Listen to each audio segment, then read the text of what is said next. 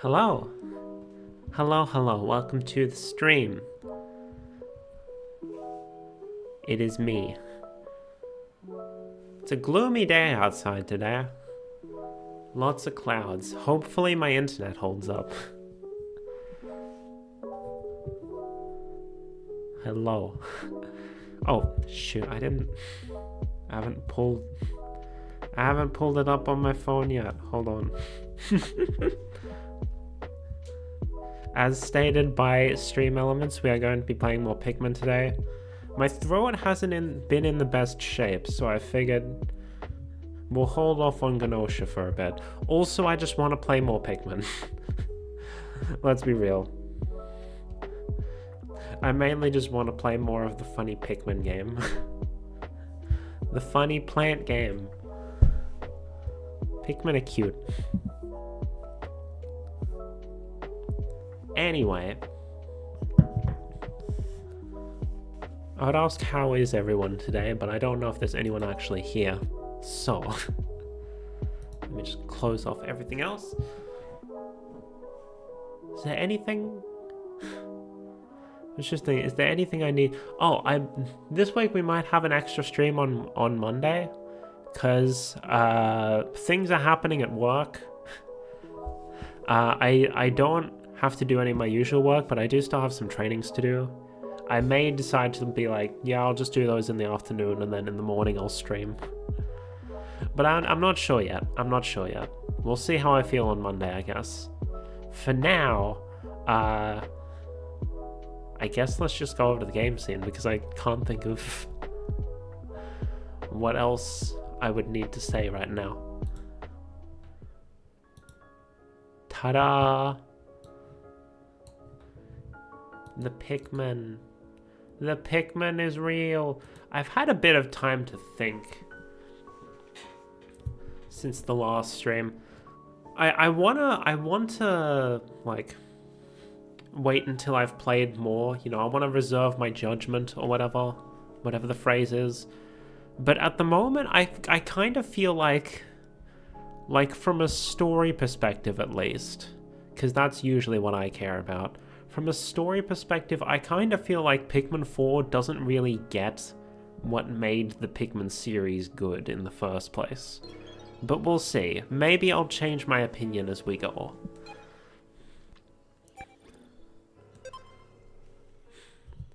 Back in on day 4.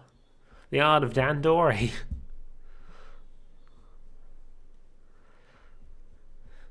One of my friends keeps getting... one of my friends on Twitter has been playing through Pikmin 2, and then whenever he complains about it, as someone in the replies going, Dandori issue. Like, yeah, okay. Okay, they mentioned, I think at the end of the last stream, they wanted me to talk to Schnoz, I think it was. Are you Schnoz? Kingsley. Hiya there, the name's Kingsley. I run a flower shop back at home. I actually came to this planet to find rare flowers, and then things took a turn. Hold on, let me just move my mic a little closer. 1 second, I'm gazing at a glorious bud. The next thing I know, I'm stranded. So yeah, I've had enough adventure for the time being. I don't think I'll be doing much more exploring around here. Just sort of keeping an eye on the levels, because... like, I feel Pikmin isn't a, like, very music-heavy game, but, like, I want to make sure that what music there is audible. Oh, this must be Schnoz, and it looks like he has a quest for us. Oh, Schnauz, I guess. For some reason, I remembered his name being Schnoz. like a big nose. Thank you so much for rescuing me the other day. I confess I'm really quite flustered. I only came here because I heard there were rare treasures to be found. Getting stuck here was not on my agenda. Oh, my apologies. I'm Schnauz. A noted appraiser of treasures. I often compile my findings in a little log for posterity's sake. Ah, you're interested in treasure, are you? I'd love for you to take a gander at my pride and joy, my treasure catalogue. Alas, all my data while I lost all my data while I was, well, lost myself. If you don't mind, would you allow me to appraise any treasures you happen to collect? If you do, I shall compile the treasure data into a neatly edited treasure catalogue. Of course, I'll offer you a reward for doing me this favor. All I require is that you keep me posted when you find something. Nice. So this is like in heckin' Pikmin 2.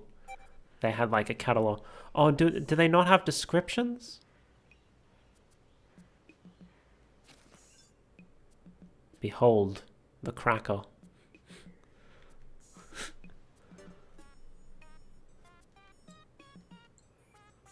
Oh, ZR is notes.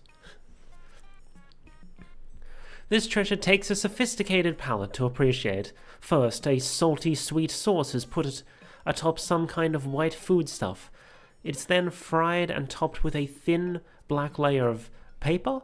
It sounds awful, but it tastes wonderful, surprising in the best way. Someone went to great lengths to first nibble this cookie into a perfect circle, and then to nibble a perfect circle out of the middle of this cookie. The cookie craftsmanship exhibited here, it's mind-boggling, really. Reading is hard.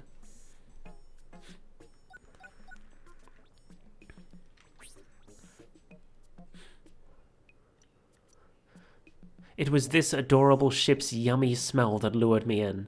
Then suddenly I was taking a bite. Lo and behold, I found the ship to be edible. In fact, it's chocolate-flavored. I'm still not quite sure what to make of this discovery. All I know is it's a delicious one. I don't know if I'm going to do this for like every treasure we discover, but I figure we might as well start with a bit of reading. Why not? Have a look through this. I'm looking forward to the Piclopedia once we get that. That's like this, but instead of treasures, it goes through like the enemies you find. There's something about this orb that makes one want to hit it with a stick in a moment of joyful abandon. Of course, such behavior is sure to spell trouble. I can see it now, the orb sent flying through the air, only to crash through the window of a neighboring home. Then the neighbor, failing to appreciate the gleeful innocence of the moment, unleashing a good old-fashioned tirade. No matter how fun it may seem, do not send this orb sailing through the air. Oh, so we have to actually manually go to the... Not what I meant. Perforated raft. A round raft meant for a single occupant. It floats using the water's surface tension. Those holes in the middle allow the passengers a delightful glimpse of the water below. Then again, one might consider plugging those holes if one is worried about the raft taking on water. Sunseed Berry. A classic. No matter how down you may be, these tasty bursts of joy are almost sure to turn your mood around. That's because they're happiness in fruit form. As the name implies, they plant seeds of sunny warmth in the middle of your heart, and there they grow like an invasive species of happiness. That doesn't make them sound very good. Lesser mock bottom. It's true, the rounded surface of this fruit is smooth as a baby's bottom. Meanwhile, the pale yellow flesh inside offers a refreshing flavor profile that is at once sweet and also sour. Really, as fruits go, it has much to offer. If it's a good night's sleep you're seeking, this bed can help. Not only is it quite spacious and comfortable, but if you flip it over, it will coat you in a fine cloud of dust that is said to encourage sweet dreams. But bring a lint roll off when you're done sleeping. I don't think that's what chalk does. I think you're lying. You want to see the face of a parent? Well, here it is. It's a commanding visage, no? And yet, somehow still warm and inviting. This doll, in her infinite wisdom, knows she must strike the perfect balance between strict expectations and eternal love. Press the wrong one. Look at this enormous vase. Like a parent who's given too much to a child, it's completely empty. Is this all that remains of a sad story? Maybe, maybe not. Only that parent can say whether giving so much brought them disappointment or the greatest joy. Getting philosophical here. This warning device, worn by ancient guardian deities, would be rung loudly for all to hear when a villager committed a wrongdoing. Anyone who heard it would immediately fall to the ground, clearing the way for the guardians to pass. I mean, it's partially correct. If they wouldn't fall to the ground, but they would clear the way so that the person on the bike can go by. Double dragon-eyed scope. This massive scope allows two viewers to stand side by side and see far into the distance. As if that wasn't impressive enough, it looks as if the design was based on dragon eyes. It's just the thing for a couple of adventurous explorers who hate taking turns. You gotta remember that everyone in the Pikmin universe is apparently very small.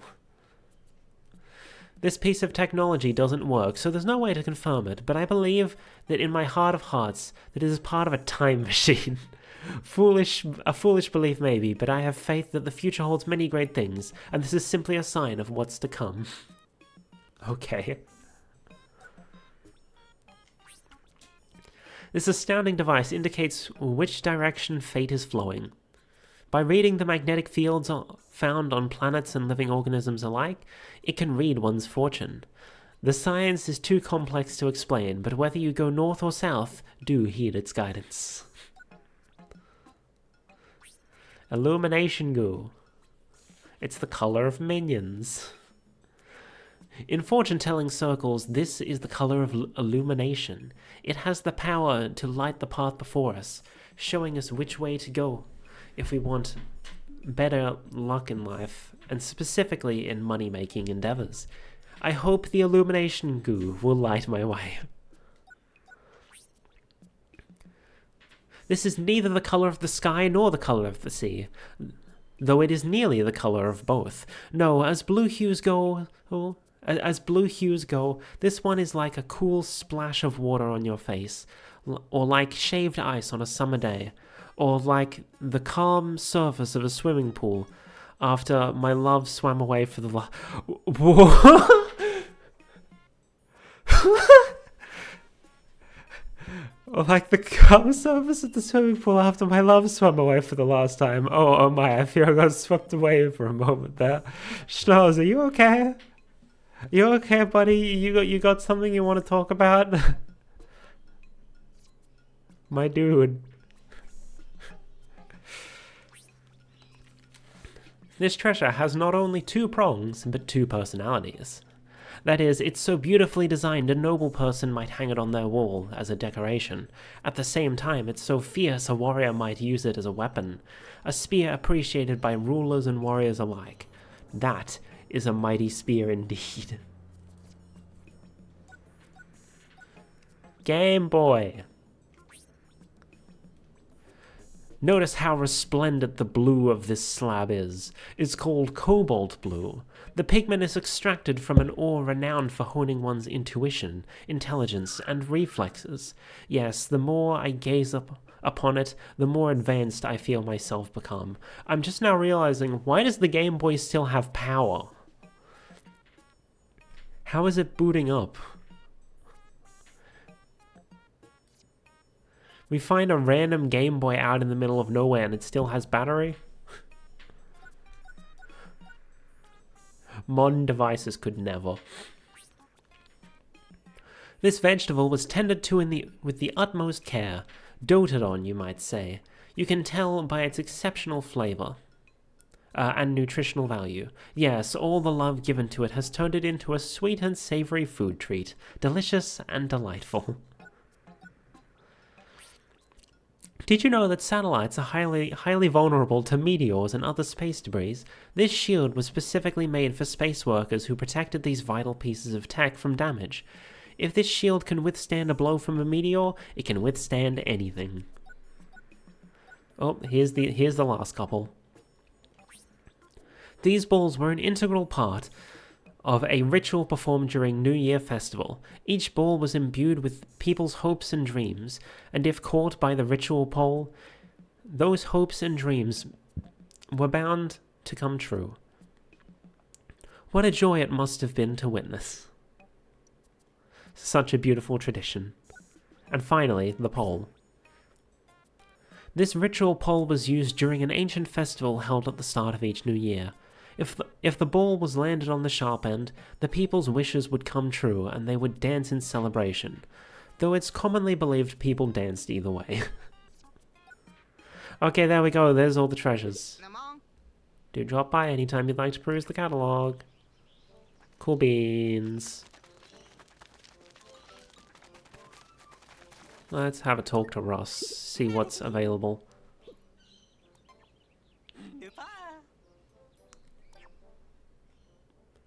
Survey drone. So that allows us to have a look around. Treasure gauge. That would be nice. Let's get that. Headlamp allows us to see further in darker caves. We haven't encountered any darker caves yet. Scorch Guard would be nice. Probably more for Ochi though. Oh, but we're running out of raw material.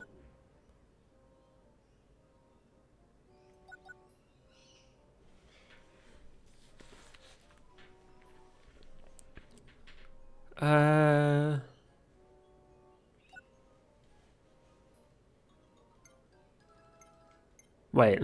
Oh, the pick carrot. Nice. Yeah, I think for now we'll leave it and then we'll come back for these later when I have a bit more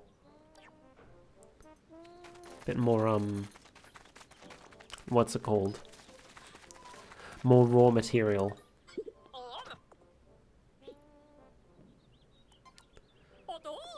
Okay, what else can we get for Ochi? We have 2, so we can't do any of the 3 things.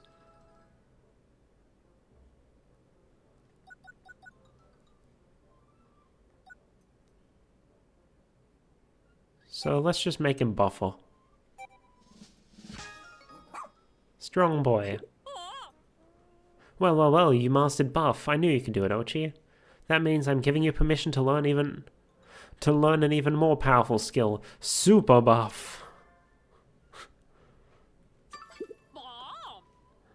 Amazing. Now I feel like how many? Okay, let's just grab some yellows out real quick before we head out. I know we're like half an hour in, almost. Oh, oops.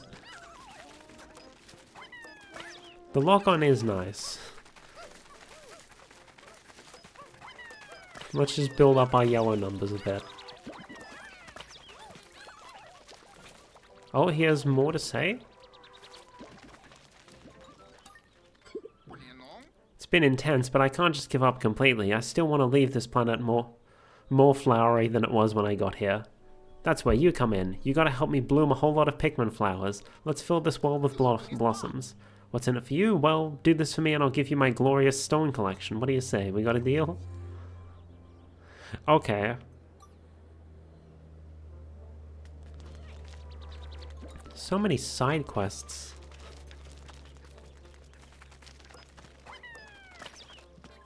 Side quests in a Pikmin game. Any more pellets that I've missed? Doesn't look like it.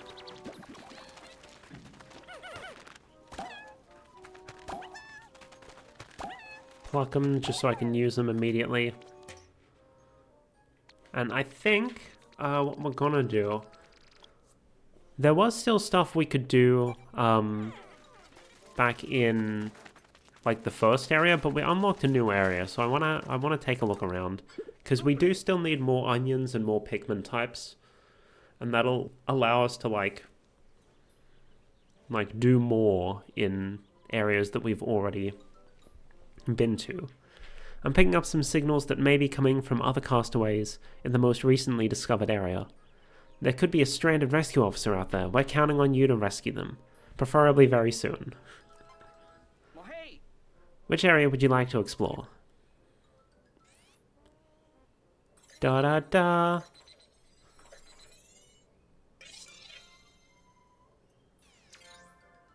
Oh wait, is that? I didn't even realize on the map that area that like looks very like rigid and blocky. Are those houses? Blossoming Arcadia.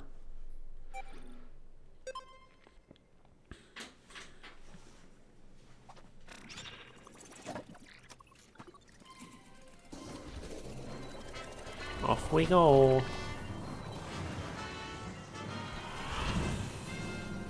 With our split onion.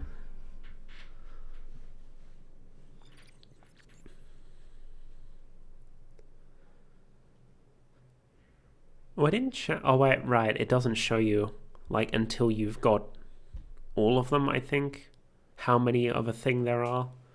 So I was going to be like, oh, I didn't see how many, like, onions there were in the first area. Maybe there's more to get there, but I don't think it shows you. Oh, there's the little snagret babies.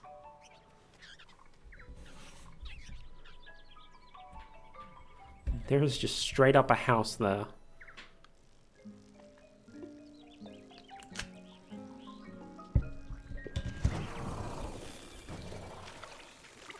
This is very different to past Pikmin games. That like human civilization seems to still exist. Or at the very least, like... Ooh, so we're not suggesting red in this area. Okay.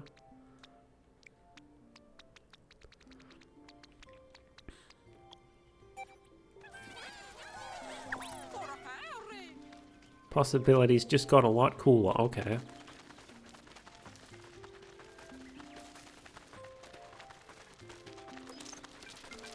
Ah! Skitterleaf.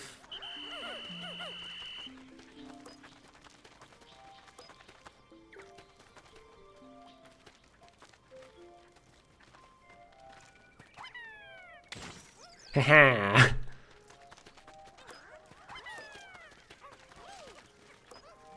1, 2, 3, 4, 5.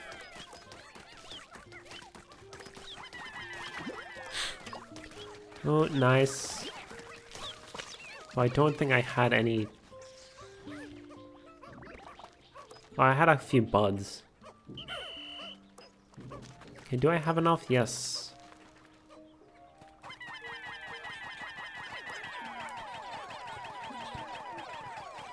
Sure, just send everyone. Why not? I'll have a look around. Oh, so there's more raw materials there. Oh, can we... Oh, we can. Oh no, that's just throwing. I was hoping we could still do like the little captain punch. Oh, and there's another treasure. Oh, and I can see the treasure radar. It's not a loud, obnoxious dinging like it is in Pikmin. Oh, that's the dude from Pikmin. Oh no, we can do the captain punch. That's the dude from Pikmin 3, Bearded Amprat.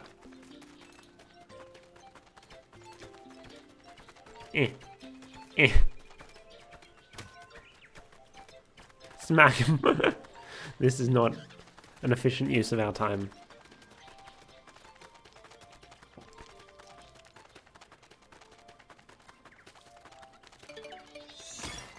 Nice. Should probably, yeah, there's yellows back there. Oh, and there's a treasure up there.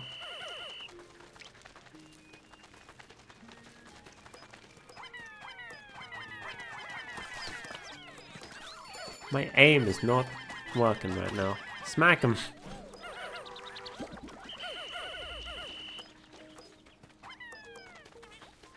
Oops. Alright. Come on, let's go. Oh, snitch bug.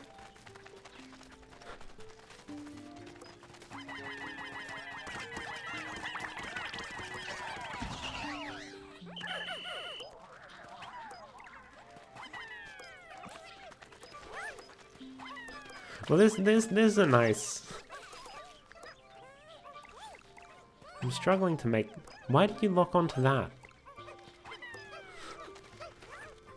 I'm like feeling like I'm struggling to make commentary.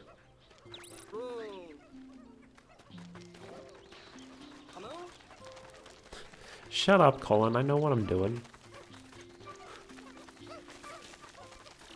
Like, I'm enjoying myself, but I'm just sort of vibing.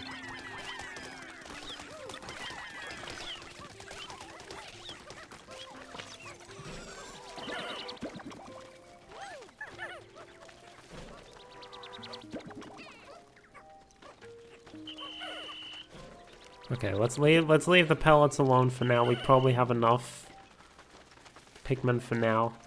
If we could find the ice onion, then we'd have more use for... That's not the throw button. There we go. Oh, hello. I don't know if the skitter leaf can actually kill Pikmin or not. Oh, it's moss. Can we get up there? We can. So we did see one of these leaf people previously in the previous area, but I didn't go speak to them. So this is technically our first encounter.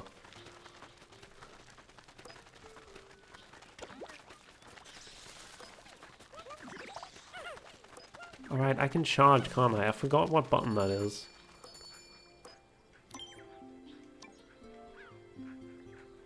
What's the charge button? X? Yeah.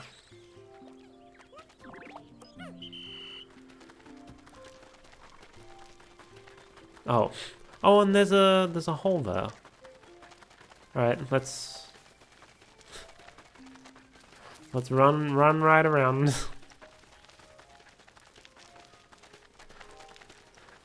Waste of time, but it's fine. It's our first day in this area. Can't be expected to have the most efficient route to everything down already.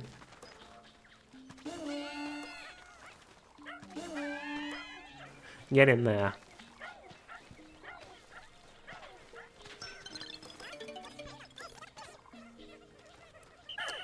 Then I'm gonna have to go back around and get them all again. Screw it, we've got 15 Pikmin, it's fine. Well, but we've got 15 of each of our types, is what I meant. Red alert, I see something, or someone. And who is that next to them? It doesn't look like any of our rescue officers.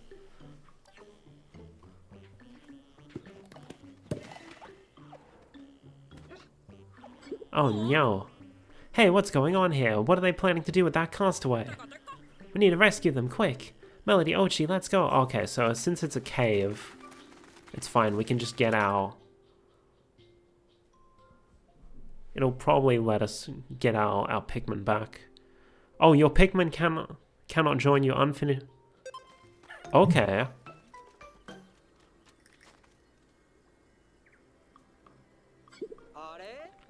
What's going on here? The Pikmin aren't following for some reason. Guess you two are on your own. Good luck, Melody, and you too, Ochi. Okay, then. Maybe that's why Olimar's Pikmin ran off during the prologue. They were scared of something. It's Dandori time.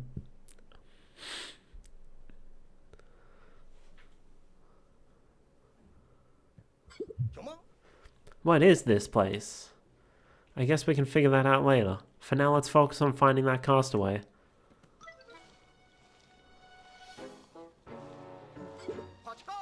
I see them over there. Oh no. Bruh? What in the world? Those who do not embrace Dandori cannot survive on this planet. But if they grow the leaves, they will thrive. You, skin having one, do you believe you do not need the leaves? I will test your abilities to see if this is true.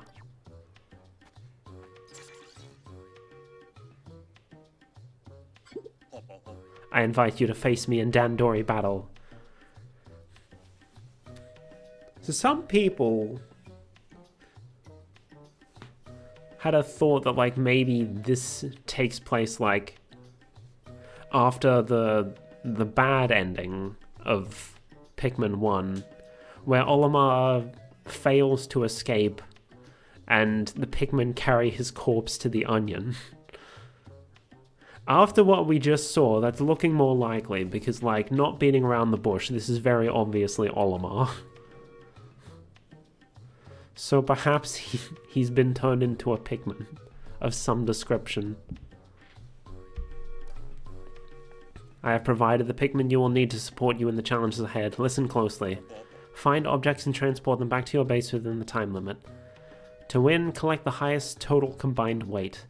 If you wish to retrieve your castaway, prove that your Dandori abilities are superior to mine. Now, the Dandori battle begins. Oh jeez. And it's split screen, even though we're playing against the computer. Okay.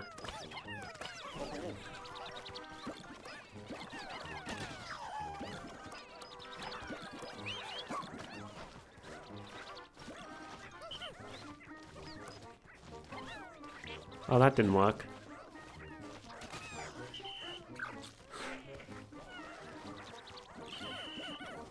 Oh, they just come out fully ready. Oh, no. Not whistle. 1, 2, 3. 1, 2, 3.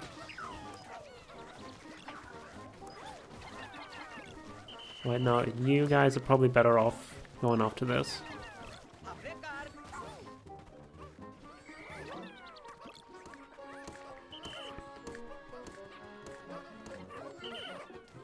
Okay, you guys go after this.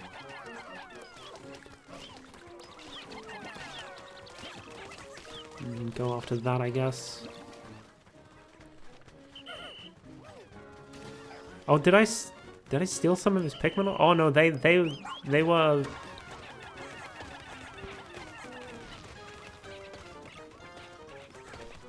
They were coming after me. They were trying to steal my stuff.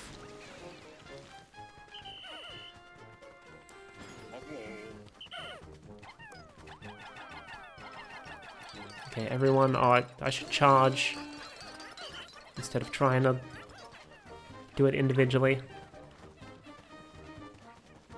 Where'd this stuff come from? This wasn't here before.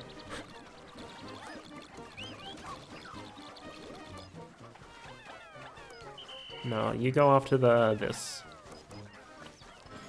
Go. Go, go, go.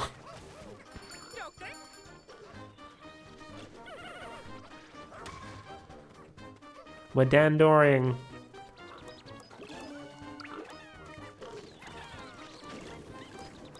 Go grab that.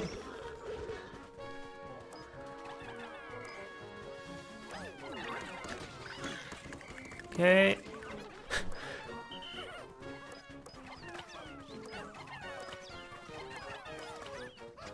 Okay, what else is there to grab? Can we even throw up there? I don't think we can. Oh.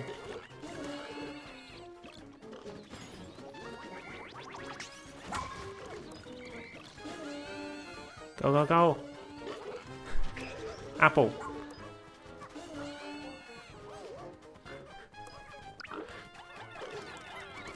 Smack him. Oh no, he's gonna go. He's gonna burn Ochi. Okay. Haha. Eat that. His pup isn't even doing anything. Moss is just standing around.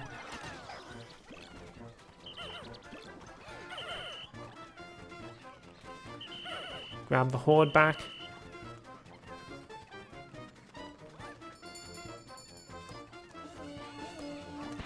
No, don't smack the dog, you dumbasses.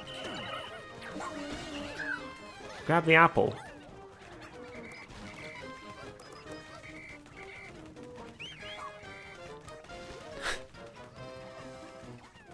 I stole the apple. I don't think he's gonna get the gold back in time.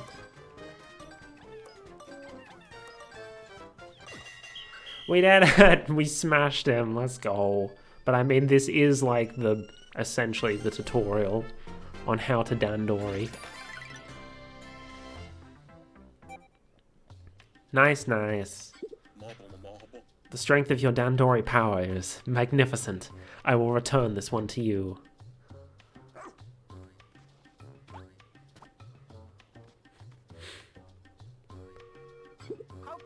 They just left? Who in space and time was that?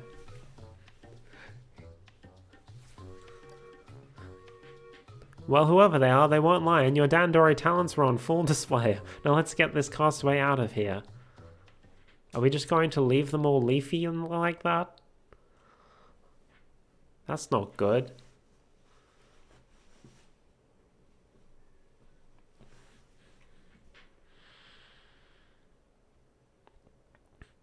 How do we turn them back into a normal person instead of a leaf person?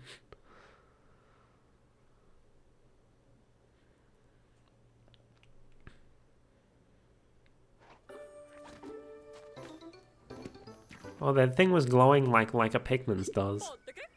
Huh? They really are growing leaves out of their head. They seem to be suffering from the same condition as that leafy individual you just challenged. Transport them back to the SS Beagle right away. Perhaps we need a medical officer or something.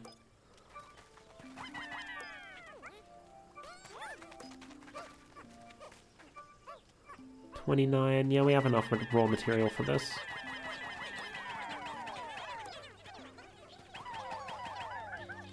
There we go. That's sorted, and I guess... well, there's nothing else for us to have a look around at here. Oh, there's another... okay, so there are multiple of the same treasures, I guess. Let's go over here and grab this stuff.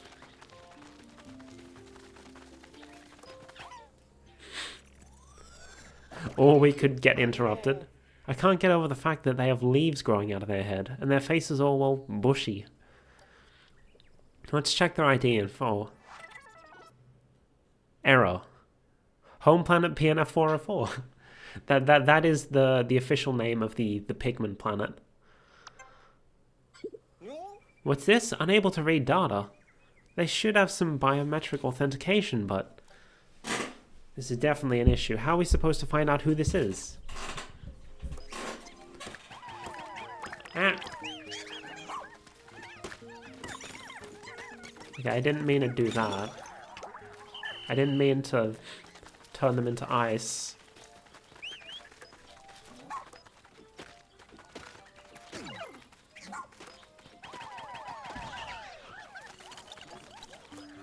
Nice work, Ochi. You can grab that. And then we can go back and grab our Pikmin. Oh, halfway down in the day. Keep forgetting what the button is to whistle. Because I keep thinking it's going to be the trigger, but no, the trigger is lock on, I'm pretty sure. I don't know why I think the trigger's a whistle, but I do. So this is open for us. Oh, there's another thing.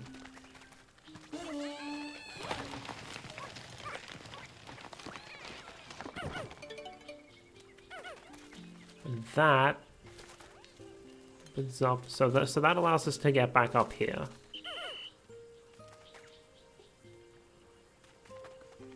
So I guess I'll have the yellows break this down. I don't want to get too ahead of myself, because I do have to, like, whistle everyone back at the end of the day. And it is a bit of a trek around.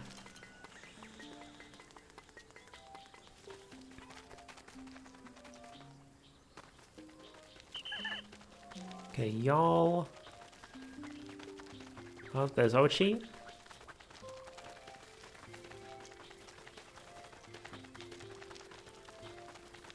Okay, so those were the dudes who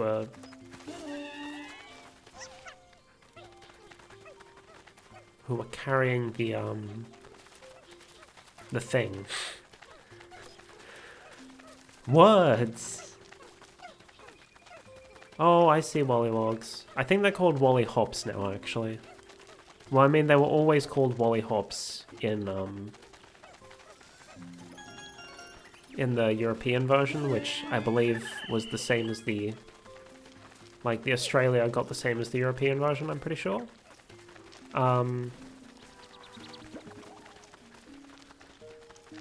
But they were previously called Wollywogs in the American version. And that was, like,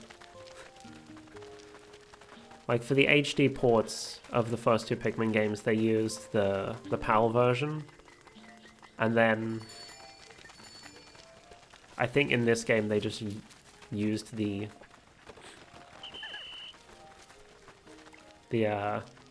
European name for all versions. Okay, I don't want to go too far out, because, like... Oh, that's an ice gate. Oops, I thought that was an electric gate. I'm dumb.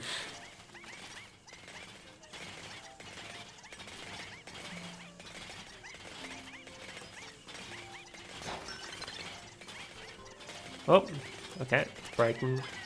You two can grab those.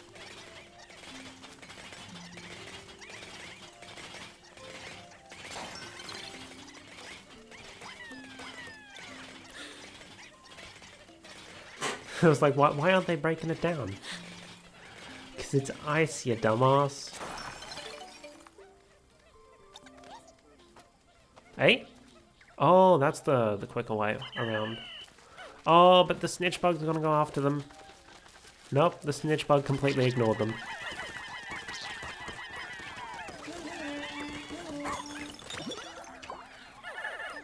Okay, well, it froze. That wasn't what I intended, but sure.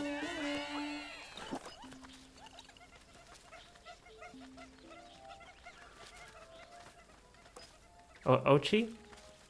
Ochi, you good? You don't have a thing in your mouth, Ochi. I think you're a little confused.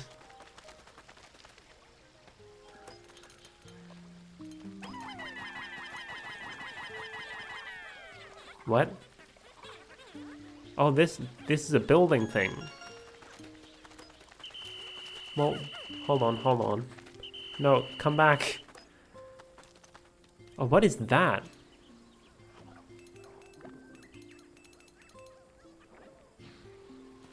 It's eating the things. No, I'm not gonna get that done before.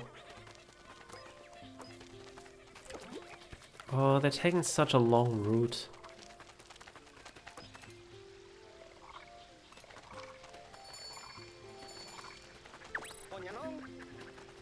Ochi has arrived. Hello, Ochi.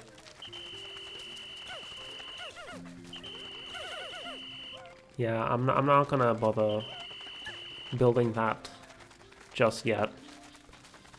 They're not gonna make it in time. Is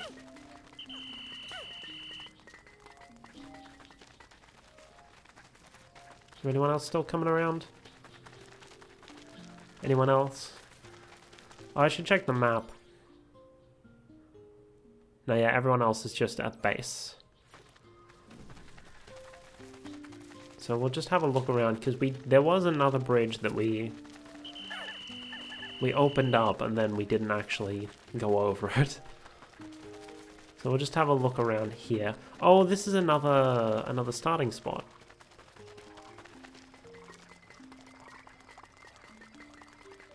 There's misshapen pond. Okay, so there's not always.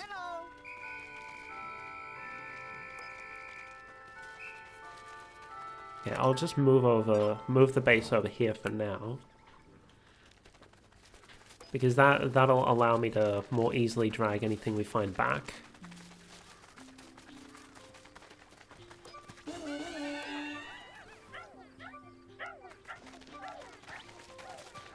Oh, this is the other side of that. Ah!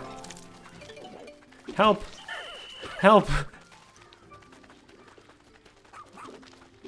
Ochi! Ochi, get over here! Ochi, run! Okay, no, just kill it, kill it, kill it. Ah! No!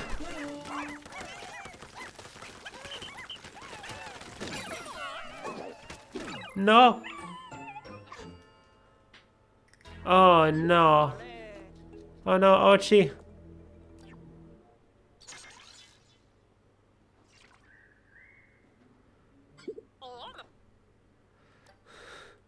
We'll let Ochi rest the base for a while, I'm sure it'll be fine.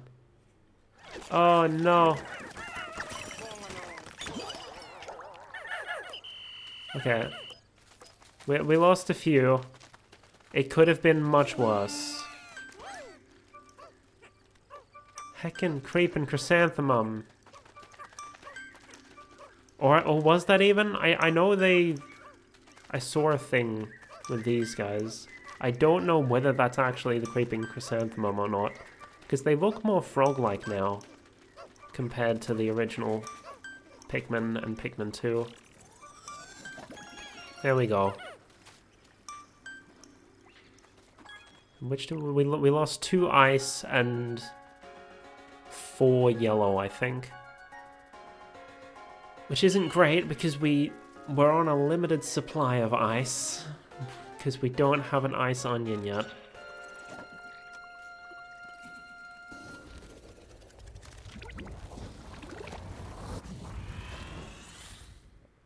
But we did our first Dandori battle.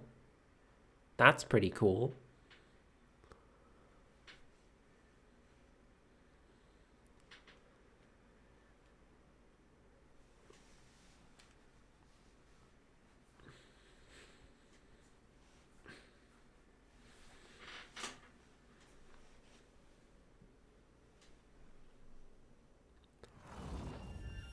Back to base.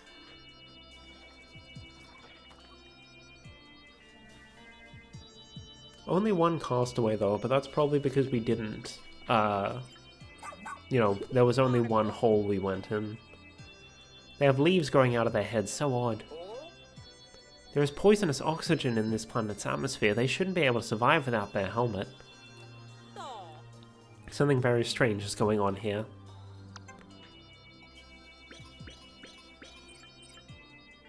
We got the sweat-soaked bluebird, the sticky jewel, the velvety dream drop, and the orbital communication sphere. Yeah, we lost 2 yellows, 4 yellows and 2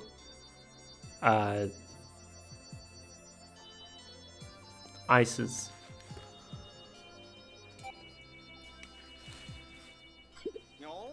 The castaway we rescued today, were those leaves growing out of their head? I believe so, and they aren't just leafy, they're completely overgrown. There's no way to tell who they are. Maybe we'll get some more information after they're examined by our doctor. Maybe, but first we need to find him. Ah, okay. So that's how we sort this out. We also... Oh, so we get more raw materials from completing these. Nice. Hello, Theo. Welcome, welcome. Hope you're having a good evening.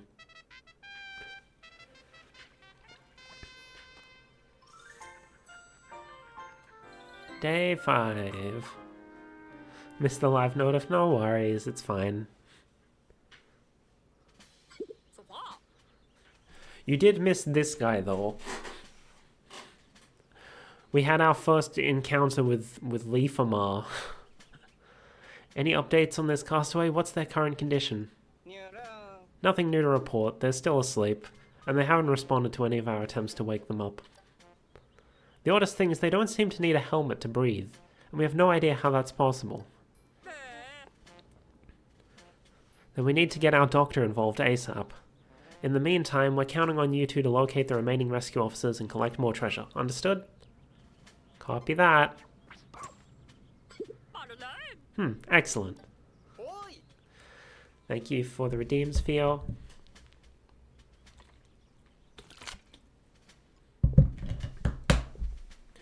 You're going to fit right in around here, I can already tell.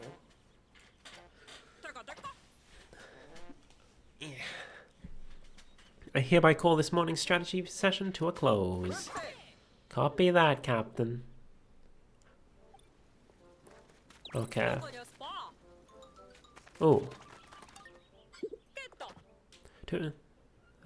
Yeah. Blah, blah, blah. Training, training, and more training. Let's finish off Ochi's Chomp skill. And then Big Chomp. Who mastered Chomp? Was it you? Yes, it was, Ochi. It was you, good boy. Now you should be ready to learn an even more powerful skill, Big Chomp. And we got a bone. No slacking. Yeah.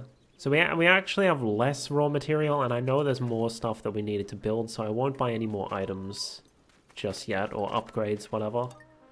So let's just go back to the place we were at, because I know there's more stuff to do. Like, there's more stuff to do here as well, but I want to see the new stuff. The new stuff's cool. We'll come back to the old place later.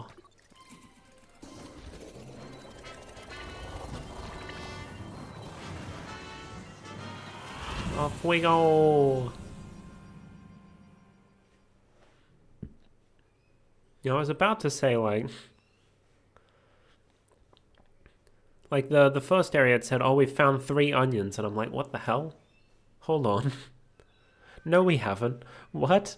And then I realized it's counting Flalic as part of the onion count. Because I guess it does do stuff. It does do onion stuff, so...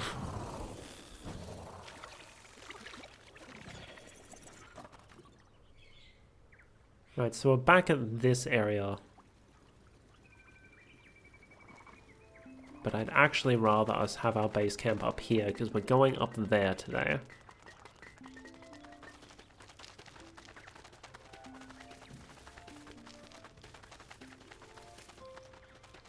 Because we've got stuff to take care of that I was going to take care of on the previous day. But then we ran out of time because I wasn't super efficient. My Dandori was lacking.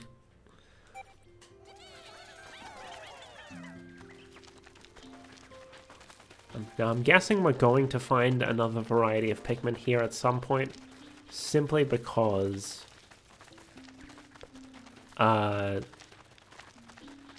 you know, it heckin' the preview shows like, oh, we're recommending like yellow, ice, and question mark. Words! I am so great at words.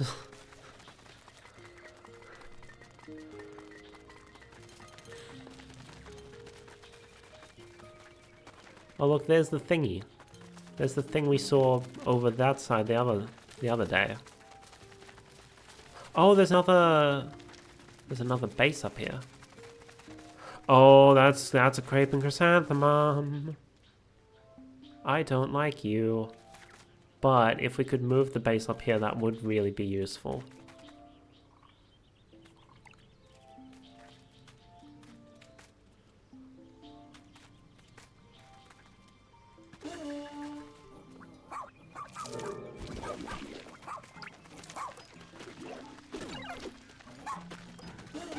There we go. Just get Ochi to distract it. Nice.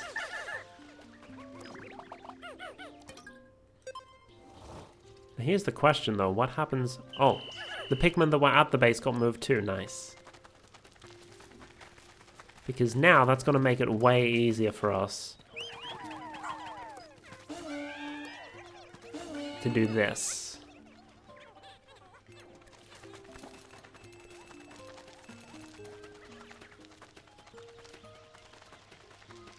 What are you? That's definitely a new enemy.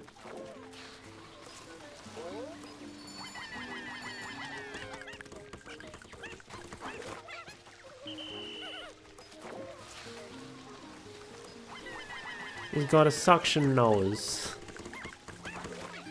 Probably actually his mouth, but don't worry about it.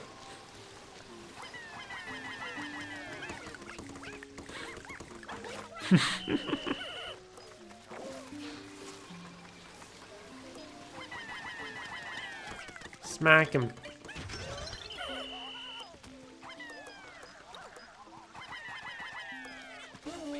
Okay. Y'all grab that, and then... Good boy, Ochi. And then we can go over here. He's eating the treasure. No. I need those. There we go. He spat them out. We've also got these guys.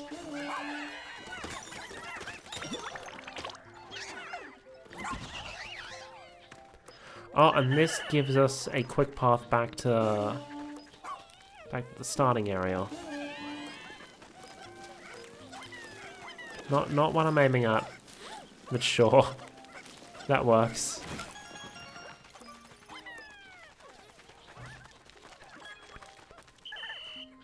Oh, bomb rocks. Oh, look, there's another dude. Another leafy boy.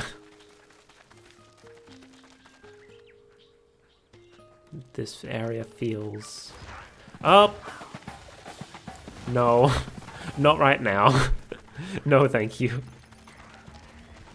You really do just send a gang of Pikmin to kill these creatures? Well, yeah. Because if I didn't, they'd kill me.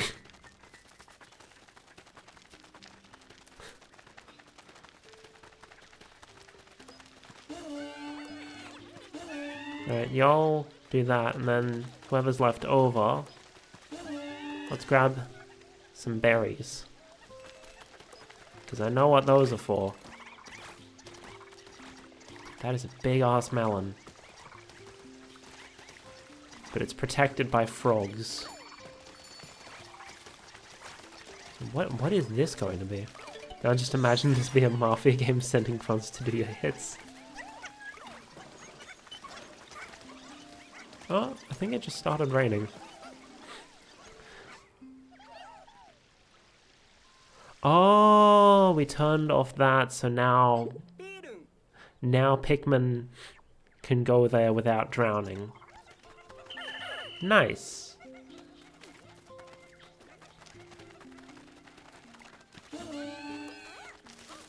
What? Get up there, you sillies.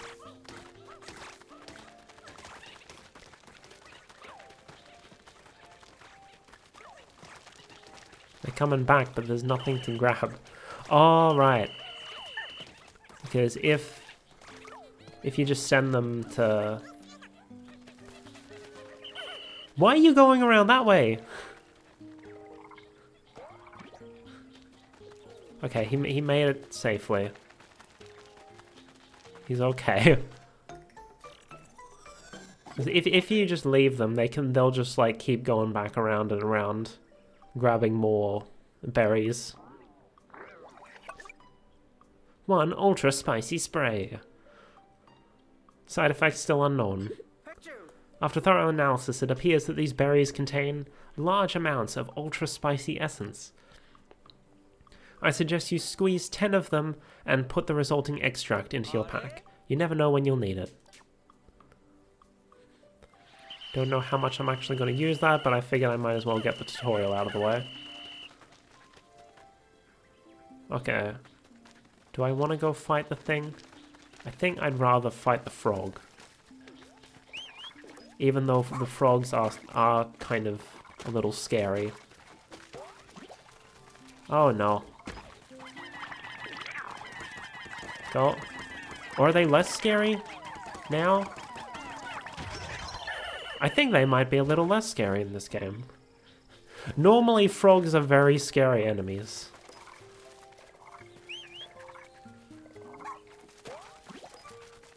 Now we wait for him to land and throw. The ice Pikmin are real powerful. 50. Oh, Ochi has the power of 10. And then, the rest of our Pikmin, there we go. Which means we can't do anything until it's back.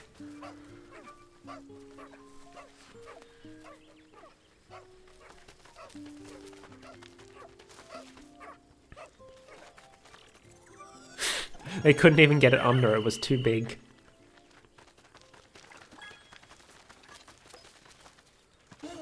Okay, yellow.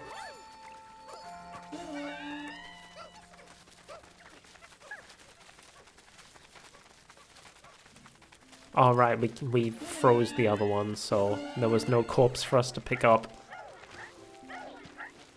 Oh, there's a baronet. Oh! Oh, so we use the bomb rocks now instead of the Pikmin using them. Interesting.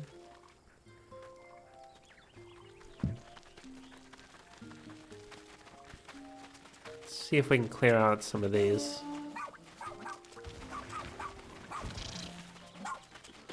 Oh, that was its back.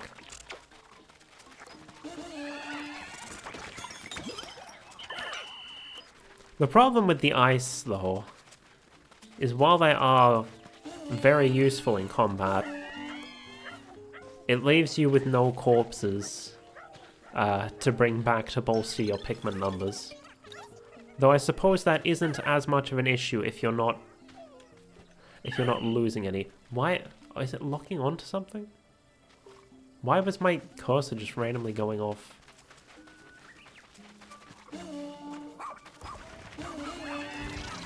Get it right as it comes out. Oh, just straight up. Ultra spicy.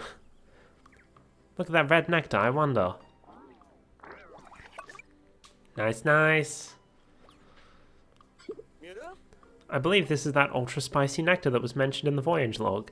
Keep that sample sealed up in a bottle so it won't spill in your pack. There's a decent amount of ultra spicy essence there. It should be useful.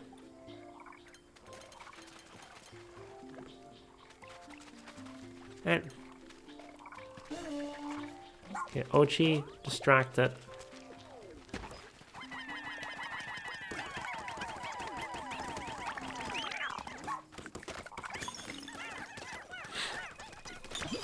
We're just freezing everything. Okay, I didn't mean to... Oh, jeez. My tights. They're not very dangerous, but they do spook your Pikmin. Which is annoying.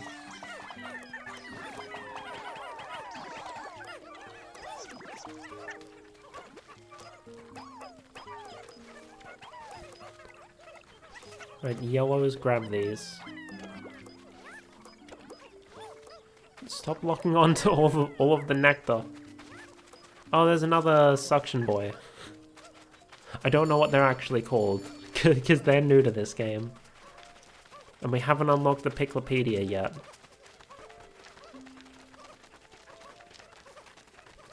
I'm guessing there's probably a certain castaway that we need to rescue in order to unlock that. Similar to the treasure log.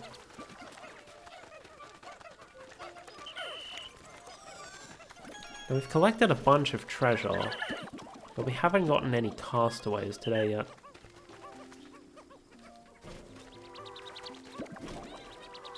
Wait for these guys to finish up.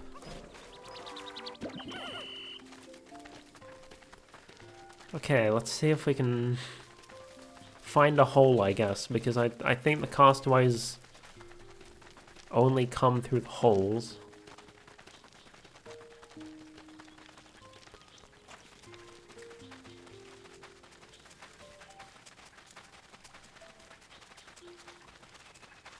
There's also a boat. I don't think we can get that without... Even if we do throw some ices in, that's a large body of water. So that's going to take a lot of our Pikmin, and that's a large treasure. So it's probably... Go, go, go! We froze it mid-throw.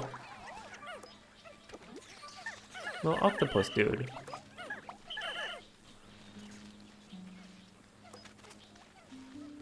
Okay, then be careful to only send the electrics. And the ice boys can start carting this back. What are you doing over here?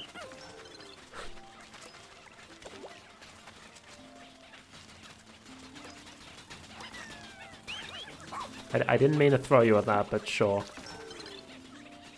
Oh, she carries it in his mouth. Okay, that makes sense. What's behind there? I think that might be... Okay, y'all start cutting back the rest of this. I want to see... Oh, here. Get flowered. I want to see what's behind here. Is that a hole? That's a hole. Okay, let's hurry back. Maybe if we're quick about it, we can do that dungeon today.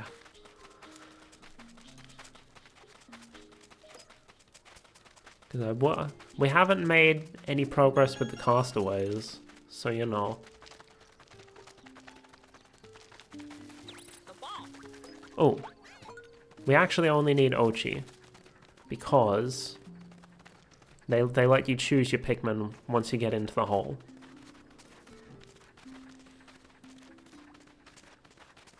So now that Ochi's back, we can just charge through it.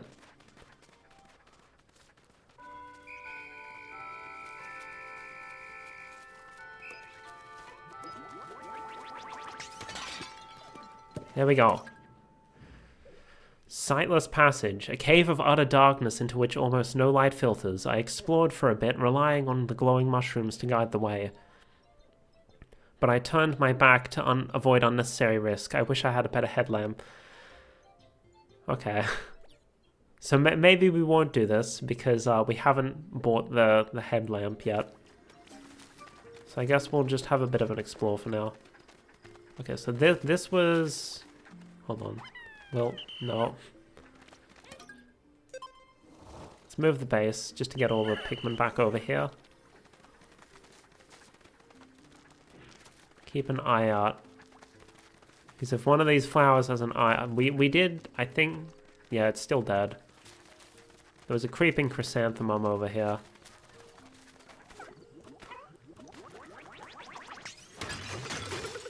Oh! And then there's also this. It's like a climbing wall to get us up there.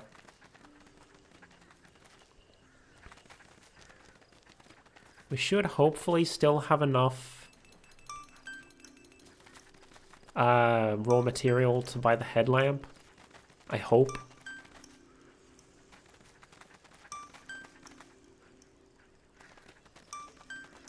Wait for them all to come back.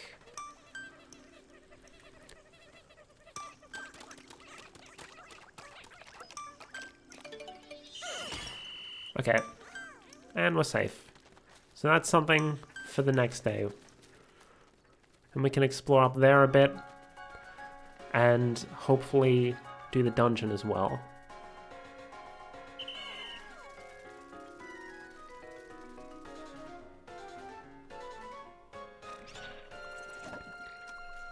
Though the dungeon, like, it mentioned the wild Pikmin that are like both types that we haven't gotten yet, as far as I was able to see.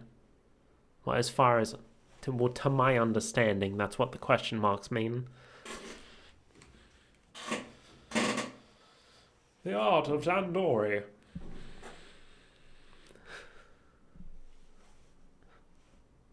I just now realized you posted there, let's go murder with the dancing Miko.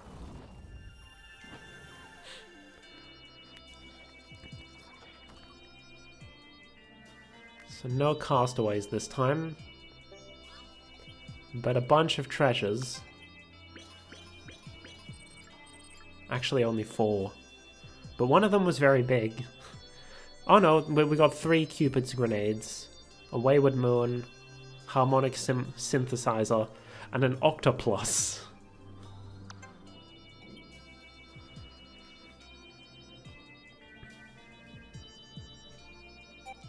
Not ideal progress today, but we did open up a bunch of stuff, so that's cool.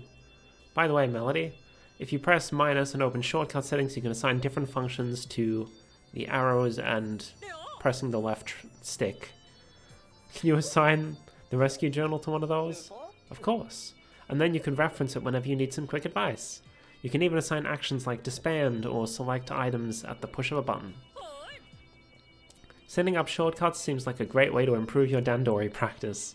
Speaking of improvements, Colin, it would be more efficient if you shared such helpful information a lot sooner. Okay. Sure.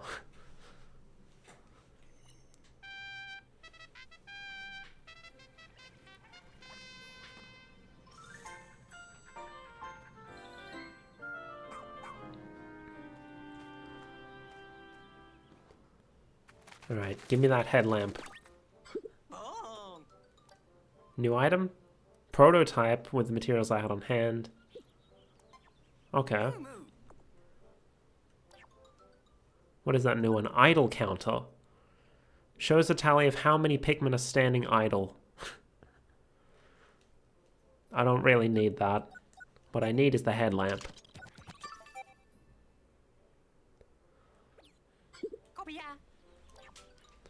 Then we'll save the rest for building.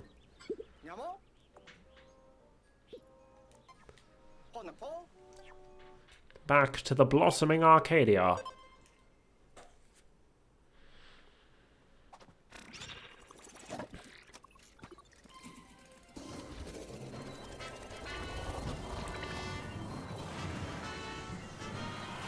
Like, I like keeping up the momentum of just going back to the same place instead of like going back to the first again. Like jumping around back and forth between stuff. Although we will have to go back to the first area eventually to clean things up. I mean, it's probably not necessary for like story completion or whatever, but in terms of like just collecting stuff, I want to do that. I want to see all the game has to see.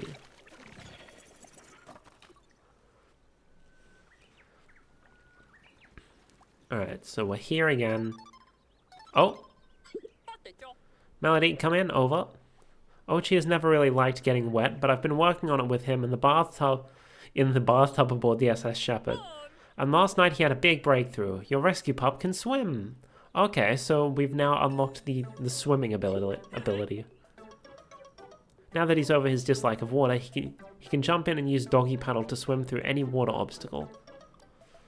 Get on Ochi's back with the Pikmin, and you can ride across bodies of water to explore new areas. Nice, nice.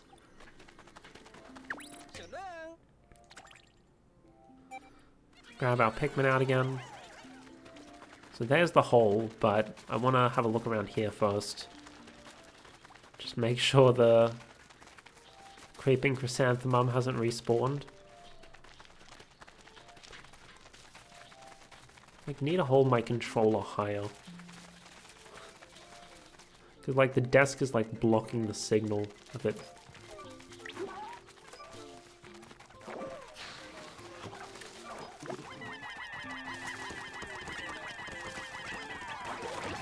Oh wait, what am I doing throwing them manually? I can charge.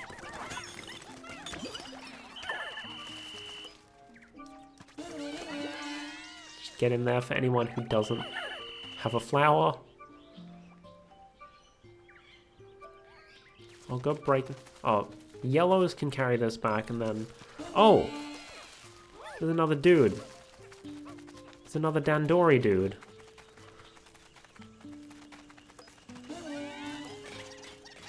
That looks suspicious. Is this gonna be another Snagret area? Snagrets are kind of scary.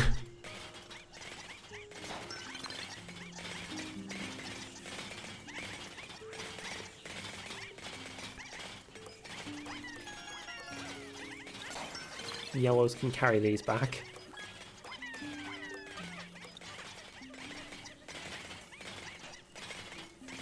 Smack it.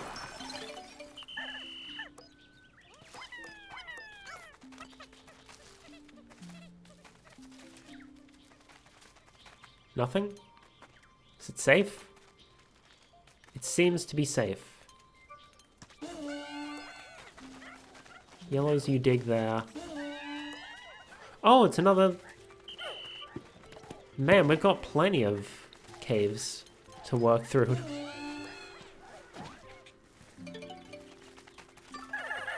Nice, more bombs.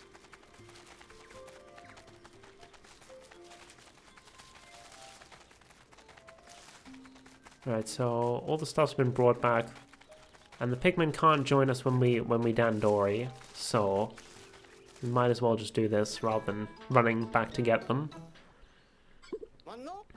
Is that one of the castaways with leaves growing out of their heads? Dandori, Dandori.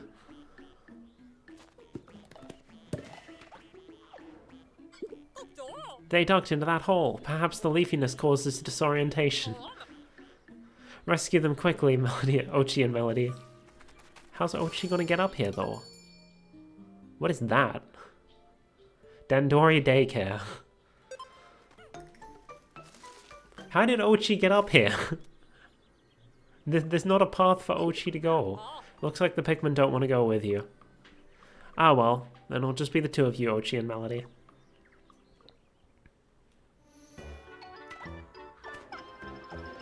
In we go! Dandori level 1.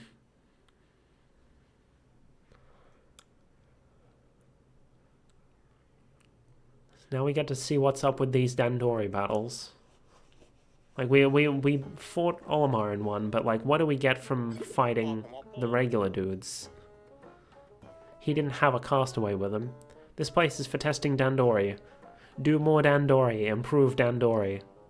Simple goal, carry as much as you can until time ends, that is all. Treasure here, all fake, you cannot carry home. Pikmin here, all mine, you also cannot take home. This means, can Dandori forever. This is bliss for me and for you. Do well, get raw material. Do not do well, also get raw material. You wish to take me from here? Show me your best Dandori. Okay, so this one's not a Dandori battle. This one's just... Okay, 1, 2, 3.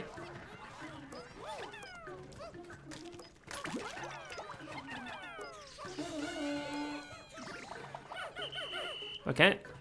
This one's just like, get as much as you can in the time limit.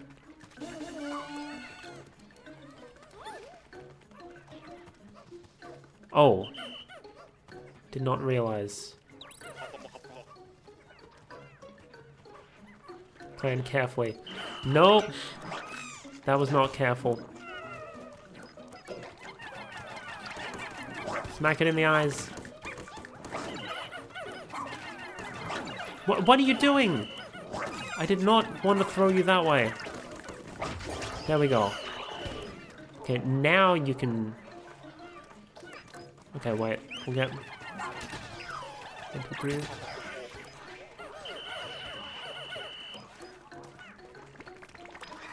Okay, whatever this is, it needs to die.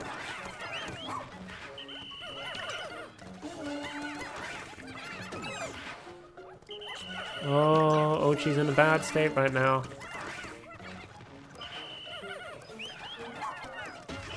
I didn't mean to send Ochi, but that's fine.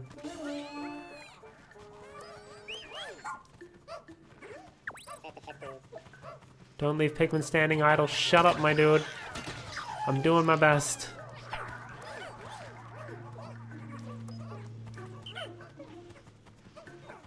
Is there a clear shot back to base now? Yes.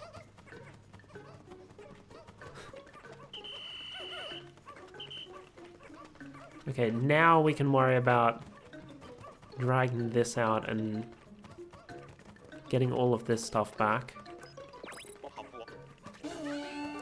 Steady progress is also good Dandori.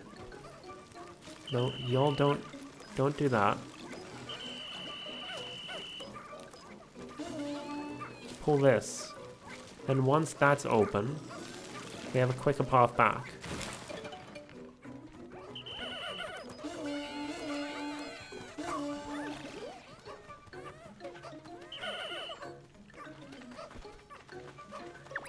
Out of the way. Bro, can you shut up about Dandori for a second?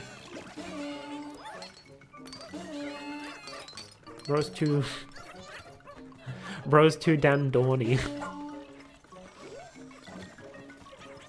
That was a terrible joke, I apologize.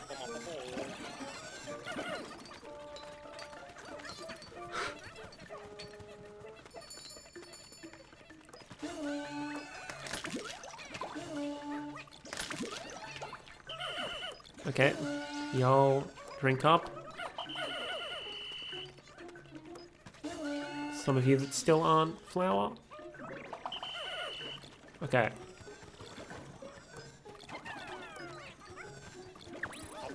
Three, gathering Pikmin. 1, 2, 3. Is the foundation of good Dandori. Please shut up. I do not care about your Dandori. More Pikmin. Good, good.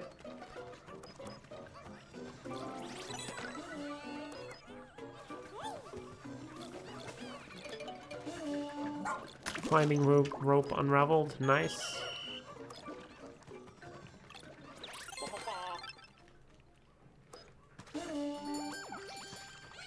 We got the bronze. Oh, Ochi can...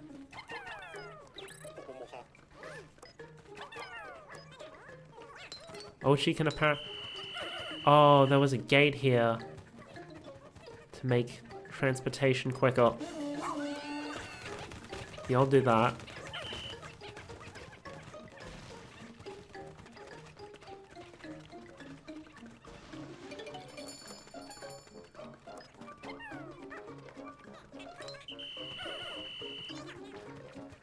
Can we do it?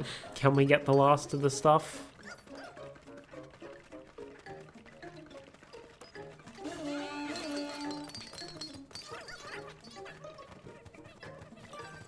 What else is there? Is this it? I don't see anything else.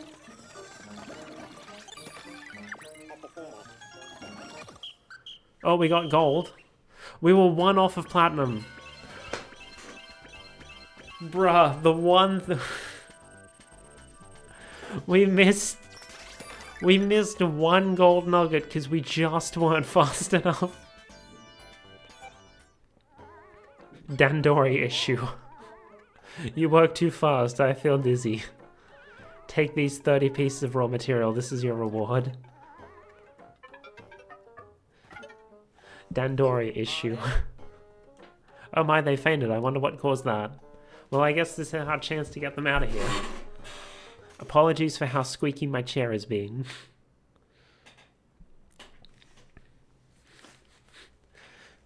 Dandori issue. It was so close to that platinum.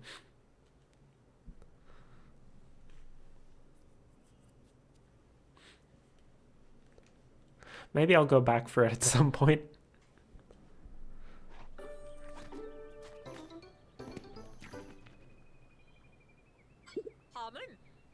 Well, that leaf growth, there's no way to tell who this is, but that doesn't matter. It's our job to rescue them.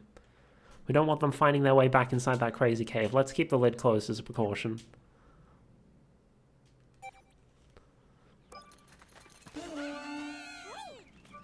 Alright, y'all carry him back. Meanwhile, I'll go back over to that cave.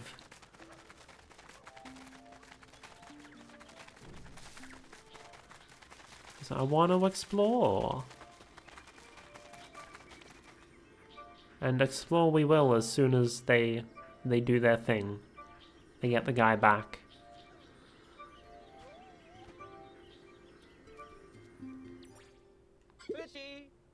Don't you look at the radar map just now? Why don't I tell you about this handy little function? The system will mark discovered caves and cleared areas with this or this. If you go to that spot, then the symbol disappears. It's a very useful way to keep track of objectives. Nice. Okay, they're like right there. I paused right as they were getting there. Another leafy castaway. Hopefully their ID will tell us something. Nope. No luck. Could the leaves be causing this error? Kingdom of beasts. Many types of bowl blacks have settled in this cave. Perhaps they're building an empire. To them, I'm just a foreign invader that must be eradicated.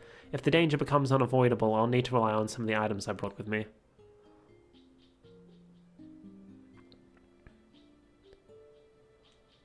Okay. Suggested Pikmin. I don't have one of the types, so I guess we'll just go in with red. It is nice that they let you change your Pikmin types, like at the hole, rather than, you know, making you go back, get your Pikmin, then come back again, and going down. Alright. Oh, there's some... Oh, so maybe the question marks were just because, like, we hadn't discovered what type of Pikmin were... Oh, Ochi can't go through that. Right, that makes sense.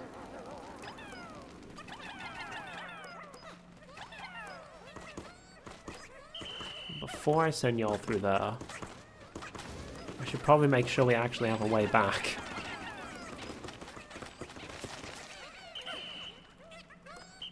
Get off of there. But where... We haven't opened the way yet. Oh, I should have bought the Scorch Guard.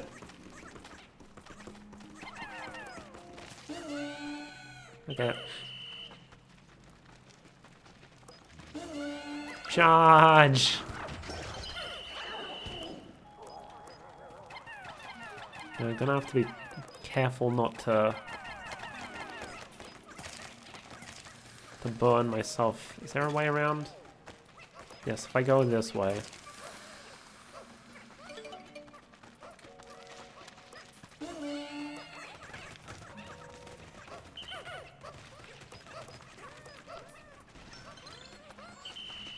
Anything in here? Yeah, I know the Pikmin are having trouble. It's because I haven't opened the way yet.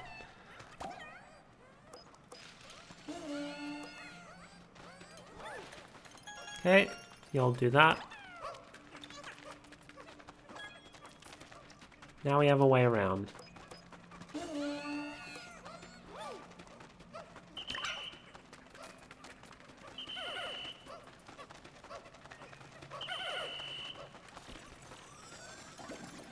Why are they still... Oh, yeah, because this is the only way, of course. It's like, why are they going around that way? I just opened the way. But that is the way I just opened.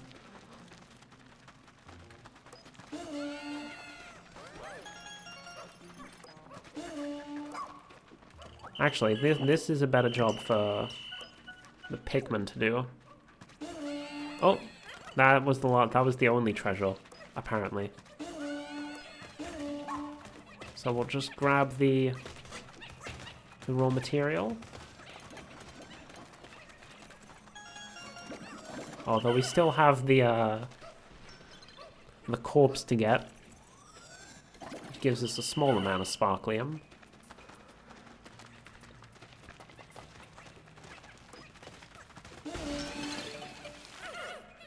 Alright, y'all grab those.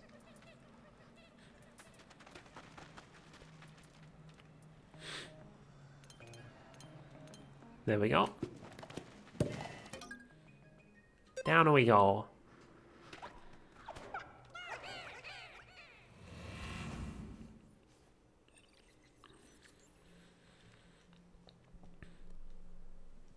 Two treasures, no rescues yet. I wonder if it's going to be one rescue per cave. Because so far I don't think we've seen cases where... Oh, is this what Yes! We're getting the rock boys.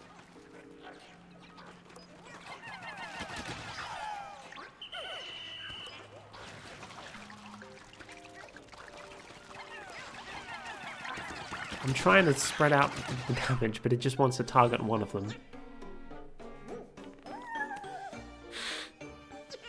Look at him. He's a little rock boy. Could these be Pikmin too? There's no way these were mentioned in the voyage log. Ah, the hard rocky rock Pikmin. They break crystal walls with their stout bodies and tough headbutts, survive being stepped on, and can't be pierced by needles. Despite their sturdiness, they can still be crushed on hard surfaces or by some creature's teeth. Okay. So they don't survive all crushing then, because I'm pretty sure they did in Pikmin 3. So they're hard as rocks, huh? Now that I really look at them, I can see how you could easily mistake them, this Pikmin, for a basic stone. Let's not worry about cutting these back just yet, until we actually have a path back.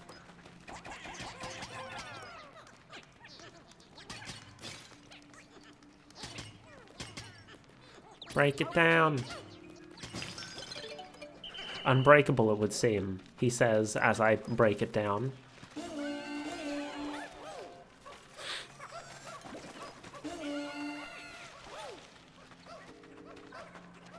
We'll grab those other rocks in a sec.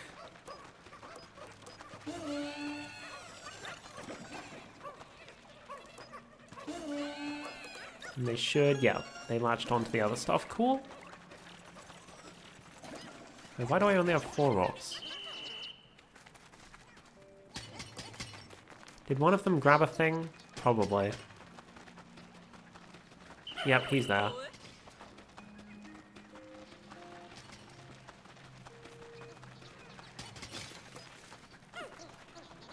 Get over here. We got more rocks to save.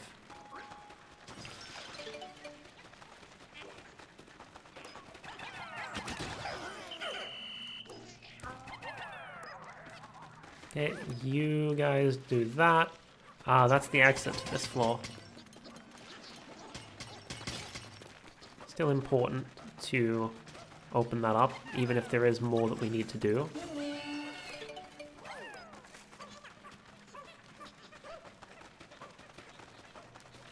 Where are y'all going? Is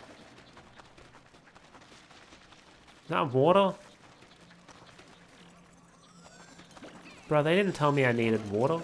Or like ice. They didn't recommend ice. Although I guess we don't actually need it. We can just go around. What's hiding under here? Nothing? Nothing. These guys are supposed to be very light sleepers from what I remember.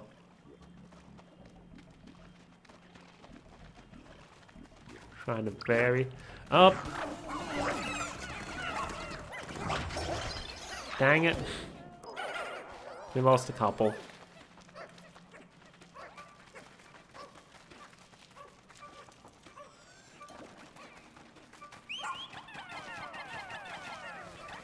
Ah, there we go.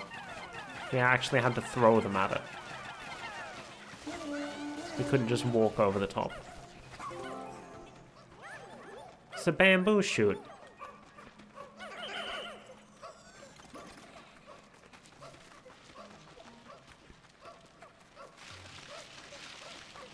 And that should be everything on this floor. No?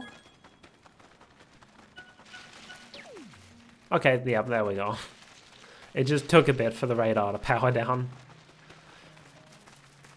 Is there anything in this? Hiding inside here? Ah! Bruh. Fucking Mai Tais. Why? Alright, y'all, stop panicking, please. They're not even dangerous. They're just annoying.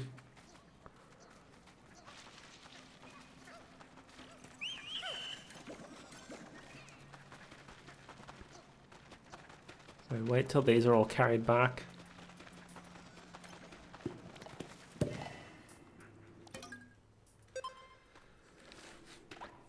Heckin' Mai Tais, man.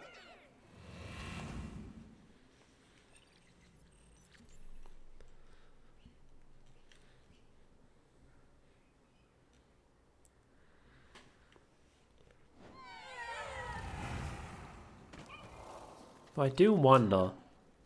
He mentioned ball blacks. Oh. Yeah, we got a boss. Our first proper boss of the game.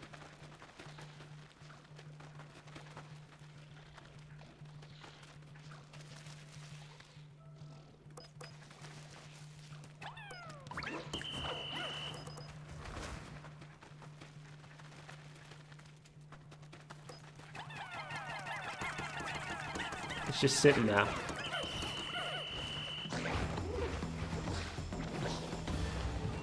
It's doing the roll.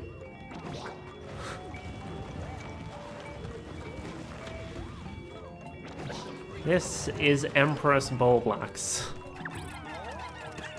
I believe. It's like it's the queen of the Ball Blacks swarm, whatever. You know, I'm just now realizing something. Ball orbs have always been part of like the grub dog family. They're like heckin'. So like they're compared to dogs, and I'm just now realizing that like dogs in the Pikmin universe have 2 legs. That's probably why Olimar compared them to dogs.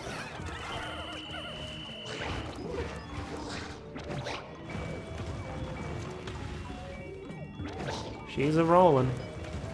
This seems like Empress Ball Blacks was never a particularly difficult boss fight, I don't think. However, this seems particularly easy because she's not spitting out any babies. We got a castaway. Let's go. No treasure though, just the castaway.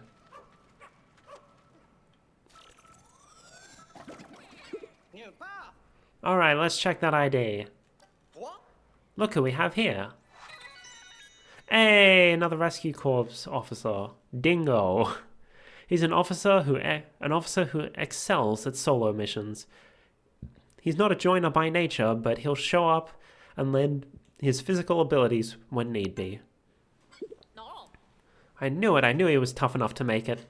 Dingo is a skilled ranger even though he doesn't use a rescue pup. He specializes in solo missions, you see. One thing's for certain, rescue missions should be a lot easier with his help. I'm guessing he's probably like how Shepard teaches Ochi new abilities, I'm guessing he teaches us new abilities. The only rescue officers out there now are the doctor and the pilot.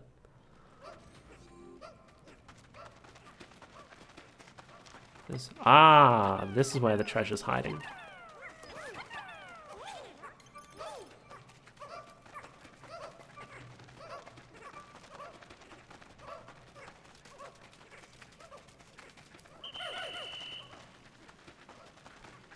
Can we get any more Pikmin on there?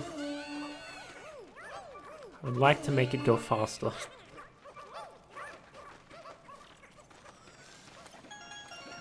There we go. There's all 3, and that should be enough. That should be everything. Yep. Oh, there's more. That would explain why Empress Ballblacks was so easy, because she's not the boss of the... We're only like halfway through it, okay.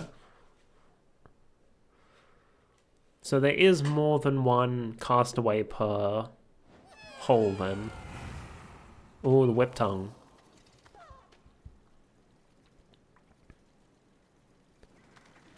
He can be a bit of a dangerous one. Don't need to rush your explorations. You can return to the surface at any time. I don't want to. I want to find more stuff. Do I, like, knock it down like this? Apparently not. Oh, Ochi. No? Okay. I guess that's not how we do this.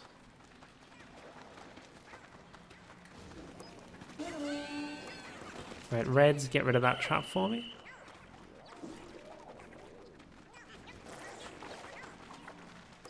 And the problem now is we don't really have a way back up until we fight our way through. Wait for him to turn his back.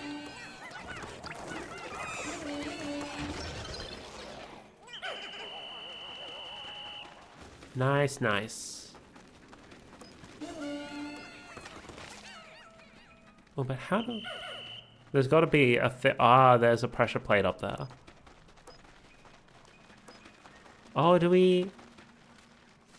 No? I figured we'd, like, pull it down from this side or something. But it doesn't lock on. Oh, there we go. I just wasn't close enough, I guess. Nice. There's our way back.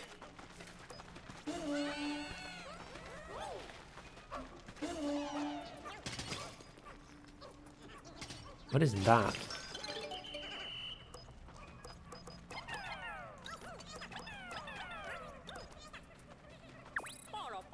This be some kind of entrance? So, oh.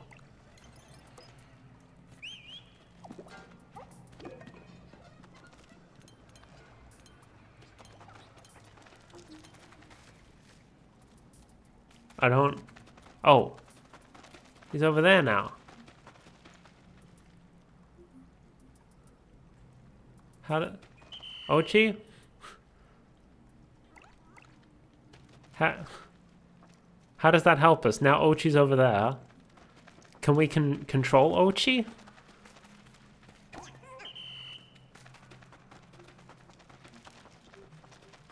Ochi, come back. Maybe this is for a... Maybe we need an Ochi... An Ochi skill that we don't have yet. Command 1.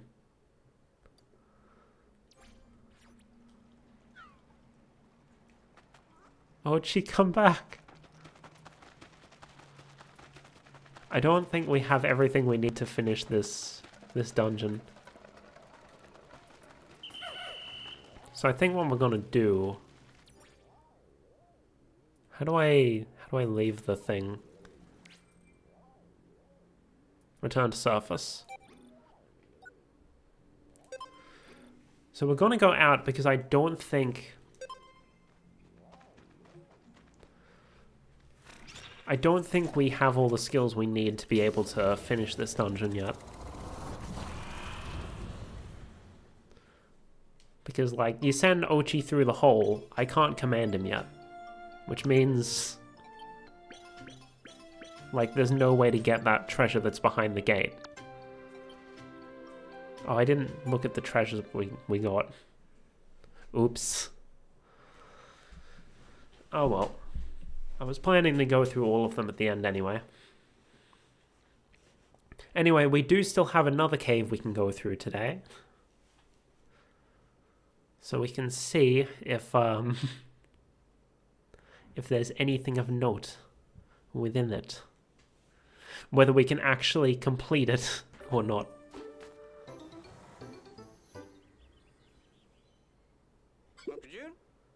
What? Why can't these Pikmin come out? Ah, according to the voyage log, only 3 types of Pikmin can be out on the surface at any given time. They really have developed a lot of protective traits to keep their species from getting totally wiped out.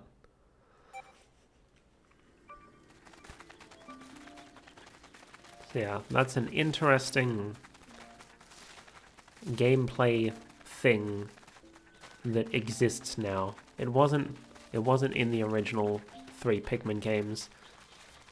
But in the original 3 Pikmin games, you only had like a maximum of 5 types of Pikmin at any one time. Oh god. My tights. At least the Pikmin didn't all run off scared this time. There we go, they're all dead. Calm the heck down.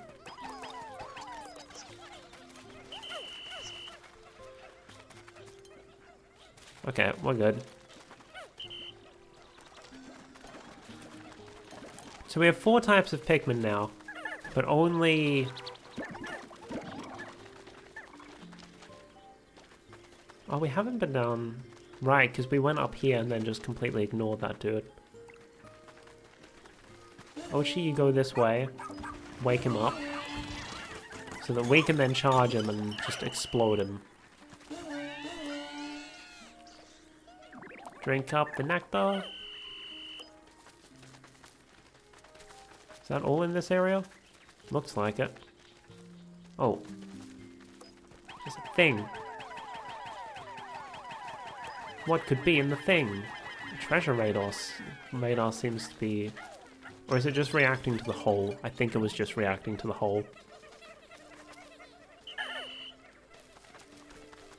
Ah, it's fine.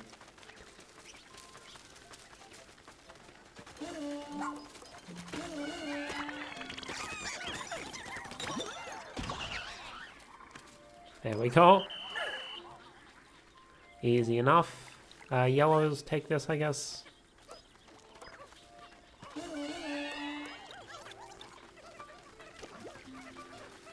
Might as well get all the material.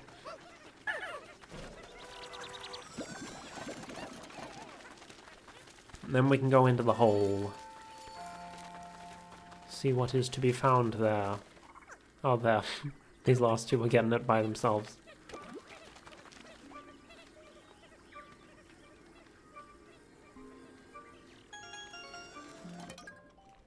Sightless passage. And we have the headlamp, so we should be okay.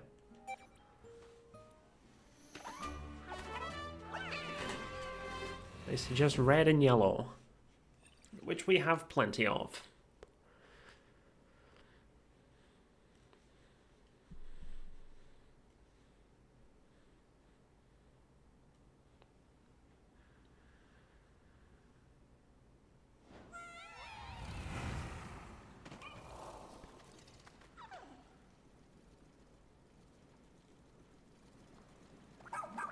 Oh, there's a castaway. It was wise to bring a headlamp. Oh, she's already found a castaway. Oh, water dumple. What is it doing out of the water? On pyroclasmic slooch. Nothing under there. Nothing under there.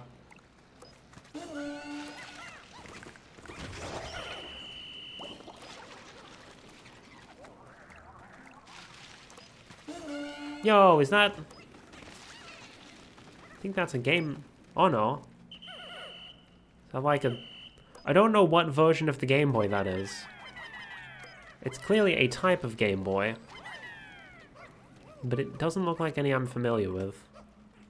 Oh, there's 3 reds. Nice.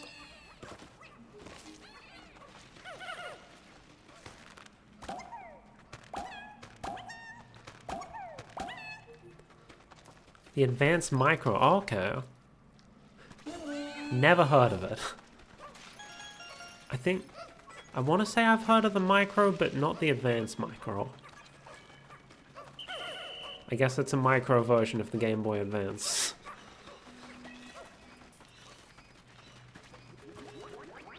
I feel like it's gonna be difficult trying to identify where all I've been in here.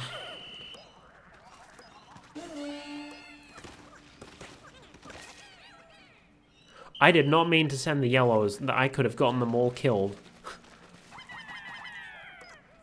Oh dear. Oh, that's a Game Boy Advance cartridge. What game is it? I cannot tell. We'll have a look later. See if I can identify the game. Okay, so it's just reds and yellows in here. It's a last-ditch effort to extend the GBA's lifespan while the DS was coming out. Oh yeah. Because if I remember right, they were like, oh yeah, the DS isn't going to replace... It isn't going to replace the GBA, the Game Boy line. Guys, it's fine. They can coexist, and then, no, it just straight up didn't. Oh, that's Shin Onigashima!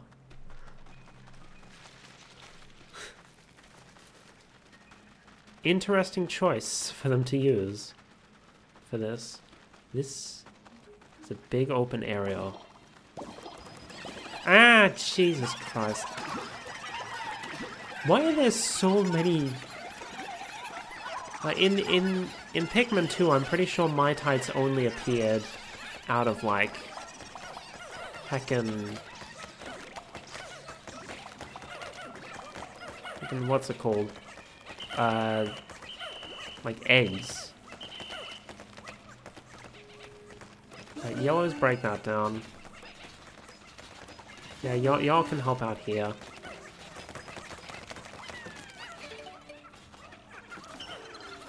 This one guy can come with me, I guess. Where's Ochi? I guess Ochi must have been trying to bring something back.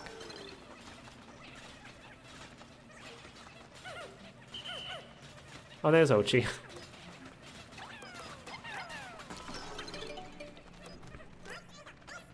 Oh, yep. Already got everything from up there. Yeah. From what I remember, they were like, oh yes, we're... Oh, it's this guy.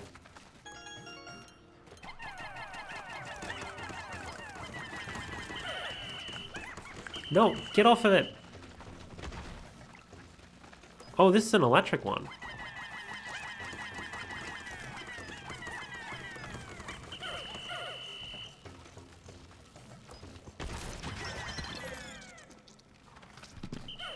There's multiple bases in... How big is this dungeon?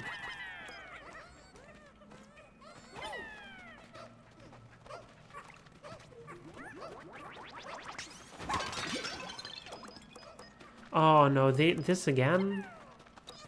I don't have whatever I need for this. Okay, we'll try and do as much as we can.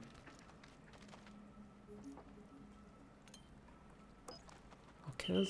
Oh, my whistle can reach in there. Maybe we can do this without whatever thing we needed.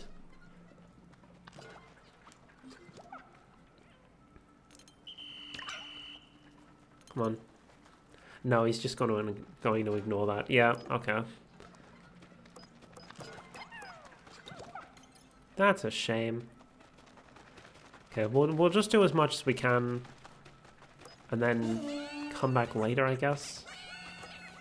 It's nice that they let us start on whatever, like, floor we got up to. But this one, we faltered at floor 1, so...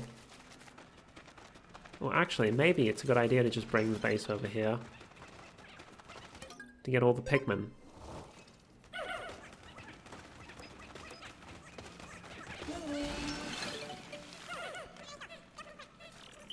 Okay.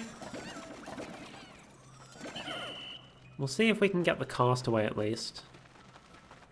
Ah, there they are.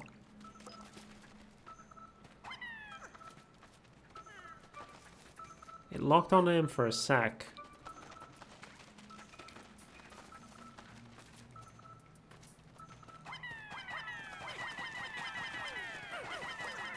Nope.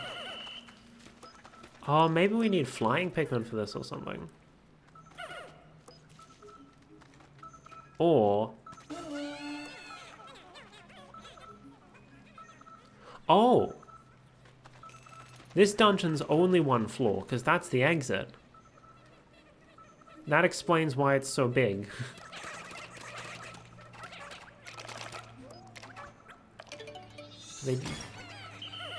They didn't recommend a mystery type. They recommended reds and yellows, so... Am I just not... Oh! Ochi. There we go. Okay, we got the castaway at least.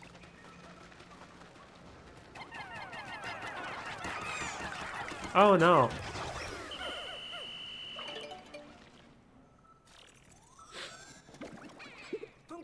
Checking their ID. I hope it's another rescue officer like our pilot or like our doctor or pilot. No, it's an animal enthusiast, Dalmo from planet Sozor. He loves animals and they love him. A researcher at heart, his passion for other creatures is as genuine as his smile. He appears to be an animal enthusiast. He must have seen the voyage log and come here looking for new species. Luckily, we found him before he got, well, eaten. How many civilians decided it'd be a good idea to go traipsing off to this planet? Did they think this was some kind of hot new tourist destination or something?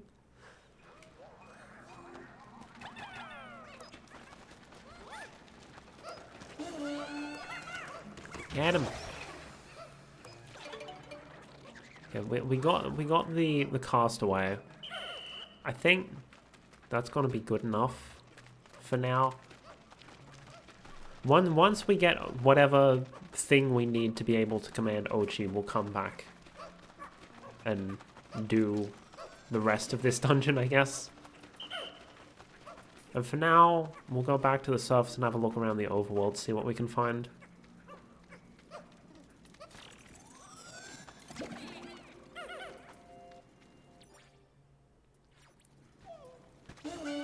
Not what I meant to do this.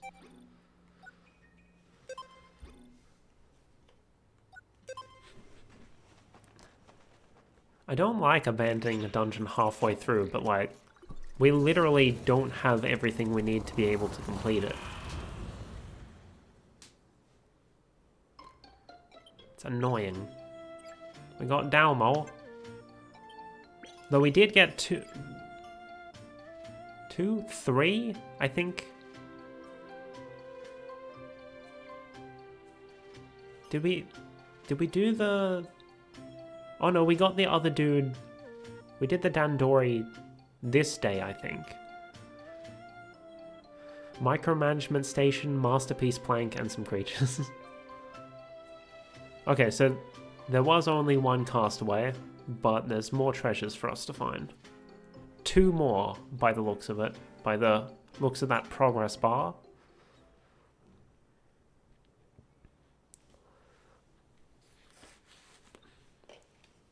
You know, after making no rescues the previous day, we're making good progress today.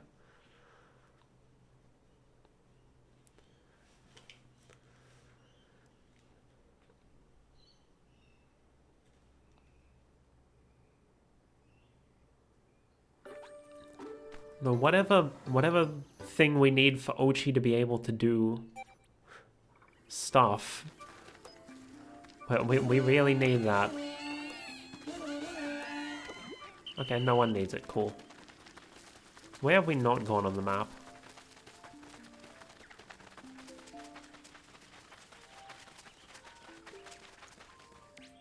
Let me check. Okay, so there's a treasure in the... Oh!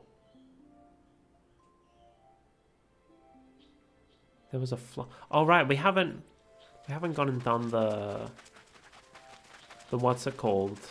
We haven't fought the Snagret because I got too scared. There's apparently a Flolic over this way. Not up here. Oh, there it is.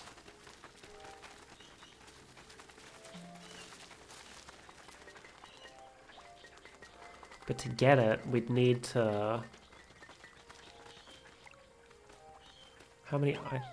30 ice Pikmin. Okay, we can do that.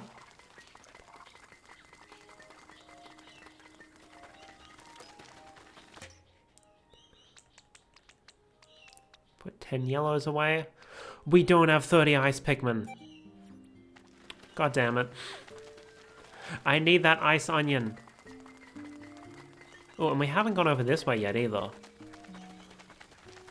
There's a bearded amprat over this side, I think.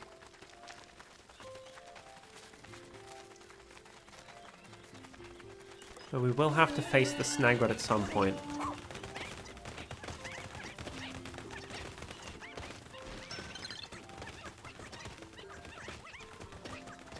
Break it down!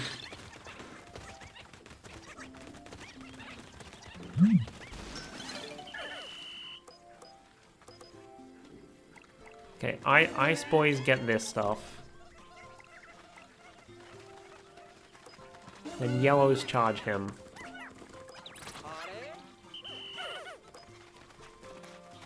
Wait for him to stop. He's charging up. All electric-like, but that doesn't matter. The Yellows grab that, I guess. Keep an eye out.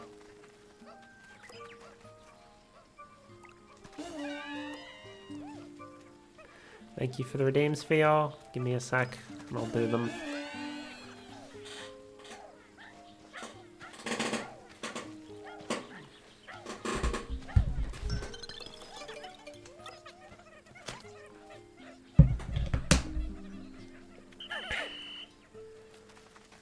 Anything else in here of note?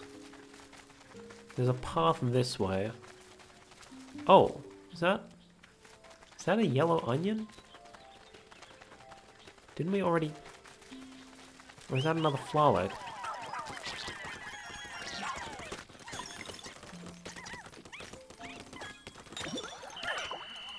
Cool, cool. Oh, shortcut. Oh, Ochi's doing it by himself. Okay, let's have the yellows start breaking this, and then we'll move our base. Oh, there's another hole there. We might be able to start another dungeon. Is this a new area? Oh no, that's the boat off in the distance. Because I saw like, oh, there's a treasure. What is that?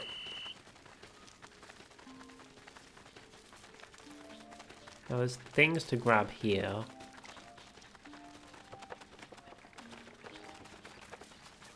I'm curious what's up with that onion.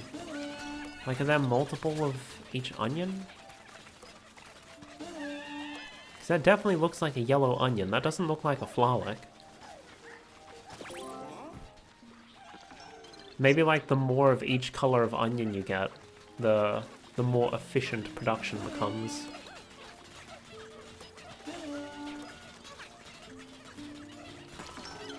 Break that down.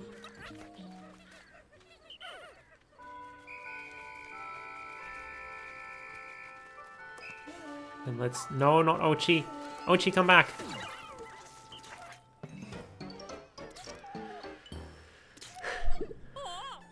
Ochi got zapped. No time to waste.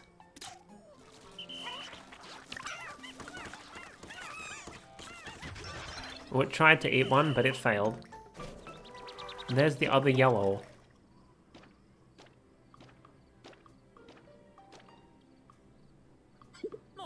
Is something wrong? It sucked up an onion, but nothing's happening. Looking at the life signs inside the onion, there are 20 more Pikmin than before. As long as we already have an onion of the same color, the new one just gets turned into nutrients. Okay.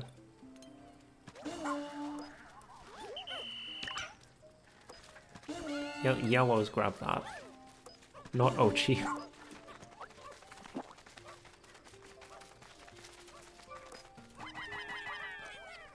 There we go. Grab that. And then... as soon as they're back, we have a dungeon. We can get in right before the end of the day.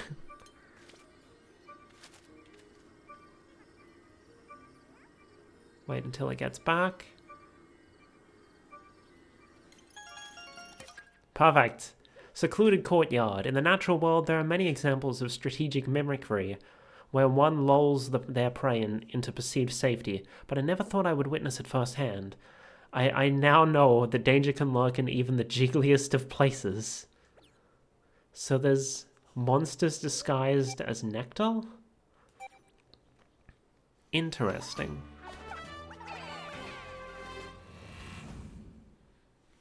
We got in right before the end of the day. Perfect.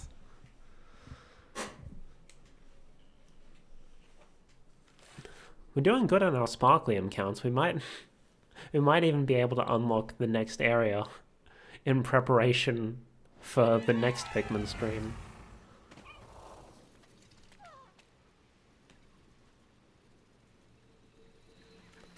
Oh, I see a thing already. But we're not high enough to get it.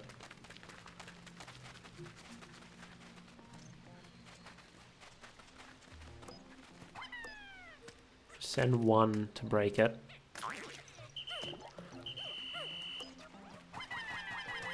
I guess that's the thing that's disguising as the nectar? Interesting. Well, that's definitely a new enemy.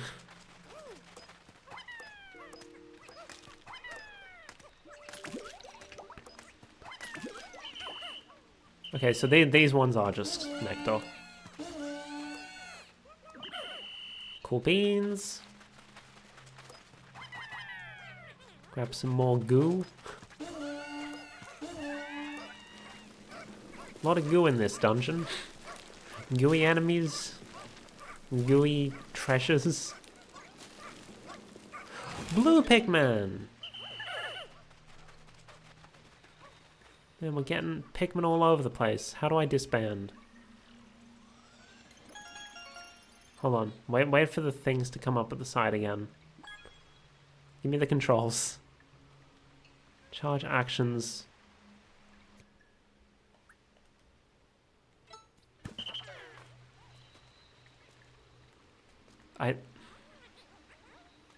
I meant for you all to be disbanded.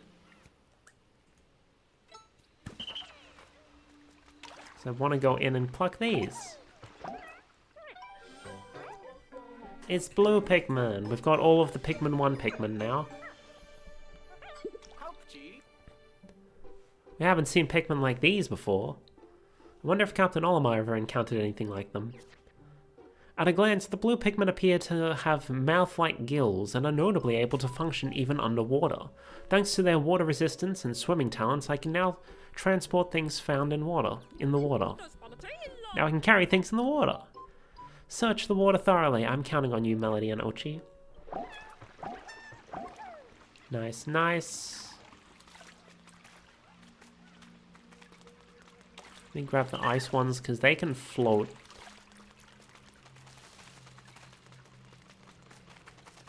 So they can't swim, but... Oh god, Skitter leaves.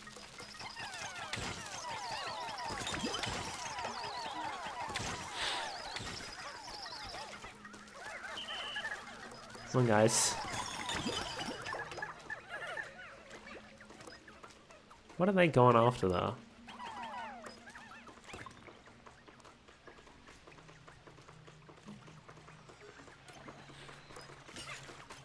Hold on, let me get this first. Oh, there's more.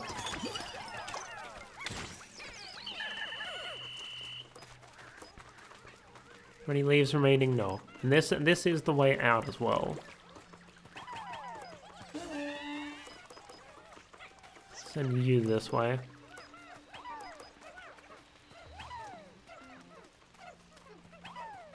Was that one not a... Okay, there we go.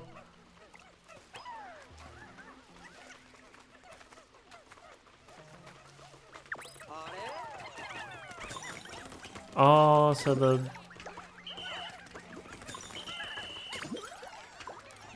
These Pikmin, the ice Pikmin can... Like, they can get over water, but they can't carry things through it. Understood.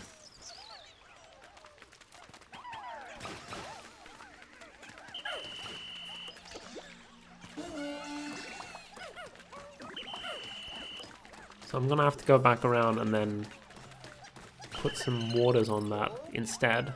Yeah, I know. You already said that. My dude. It's fine.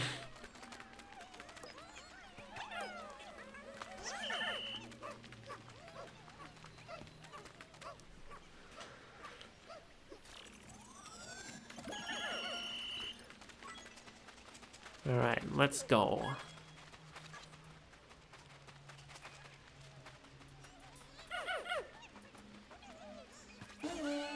No, I didn't mean to do that.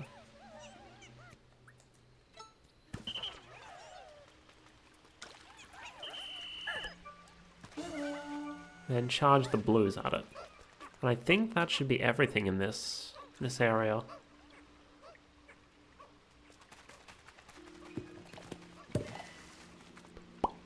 I like the sound it makes when it opens.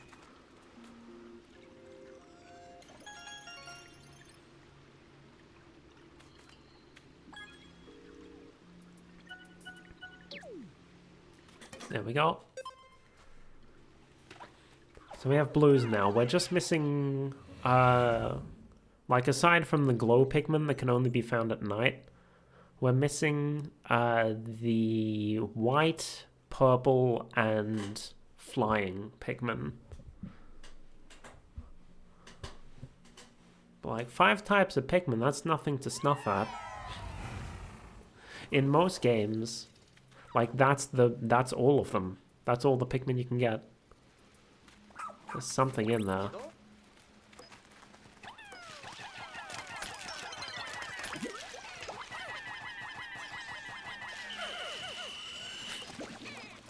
Is there still something in there? Oh, it's nectar.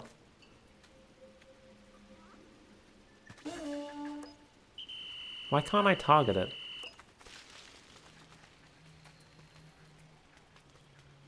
Okay. I guess we're not drinking nectar today then. Oh, if the castaway is on this floor, then this is probably the final floor.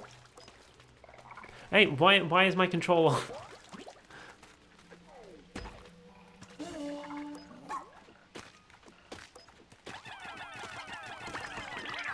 My controller just kept sending me forward.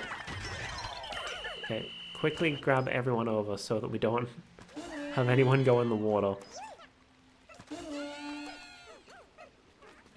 I should be using the yellows to carry this stuff.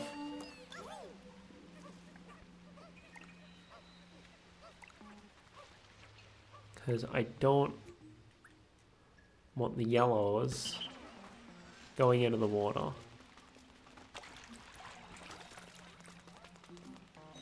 Oh, Dweevils!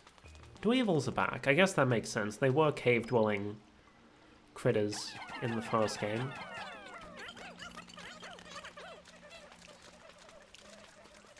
Oh, does that mean the heckin'...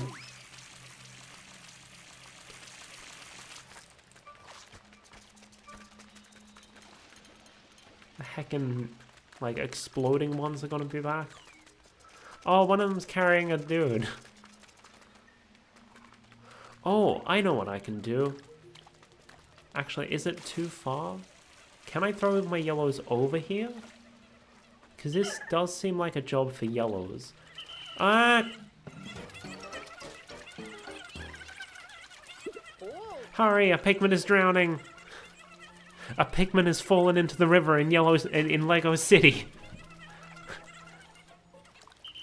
A man has fallen in the river in Lego City. Build the rescue helicopter. I feel like that's not the way I'm supposed to do this. Won't you get over here?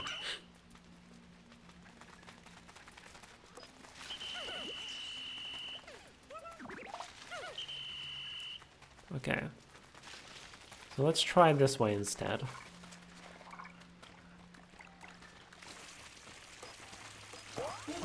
Ah! No! Bruh! Why did they come back to me instead of going to the thing? I was like, hey, go hit that thing, and instead they just ran right back to me and sat under the heckin' frog. God damn it. So many blues lost. I hope we didn't need more of them to get the treasure, because, like, we may be fucked.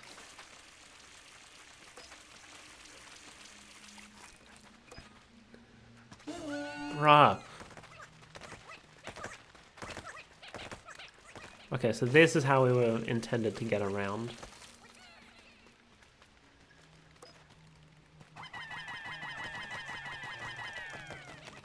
Send the yellows over there to do that. There's the exit. So we're not going to be doing anything that requires blues for a while.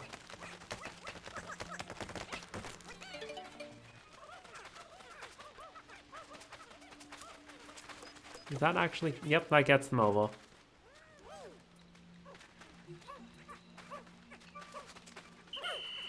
Okay. Now. Not what I meant to do.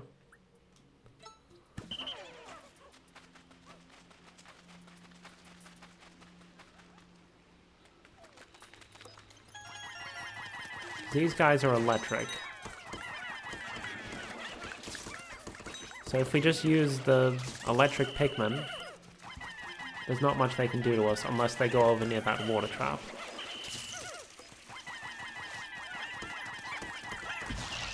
Stop moving, let me kill you.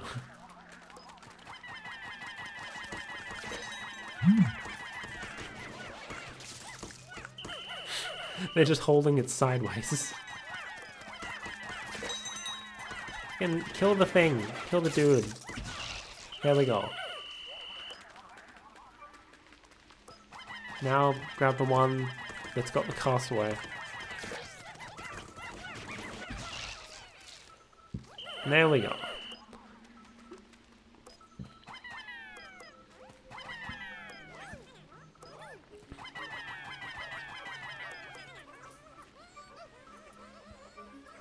Is that? No, one more.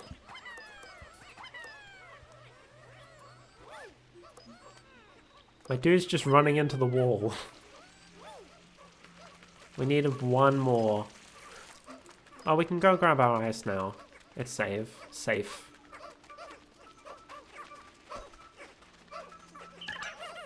Man, I'm still so disappointed by that frog death. We lost so many Pikmin to one heckin' frog. Oh, I could have done this to make an easier path back. Oh, and there's a treasure there.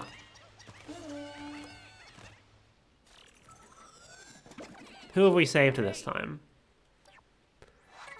Francois from planet Oji. Research Task Force. For years, this scholar has been working to achieve his lifelong dream, reaching a mutual understanding with plant life. The Research Task Force? I had no idea there were researchers stranded here too.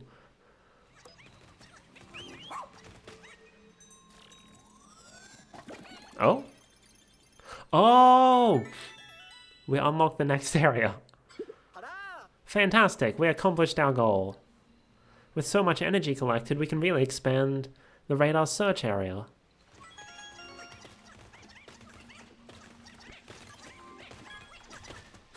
I saw a thing moving out of the corner of my eye and I was like, oh shit, were there still enemies? No. They were just carrying back the spider corpse. Me.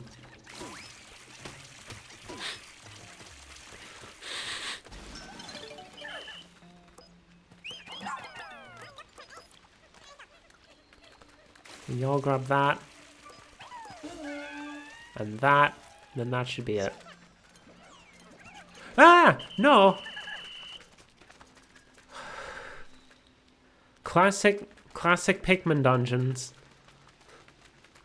My friend's been playing through Pikmin 2, so he's seen plenty of that shit.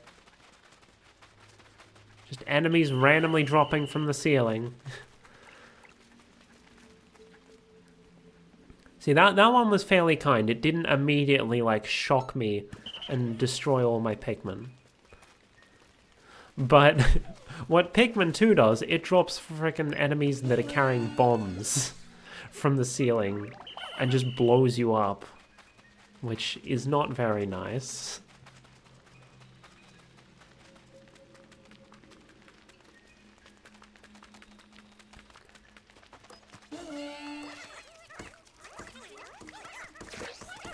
Get him!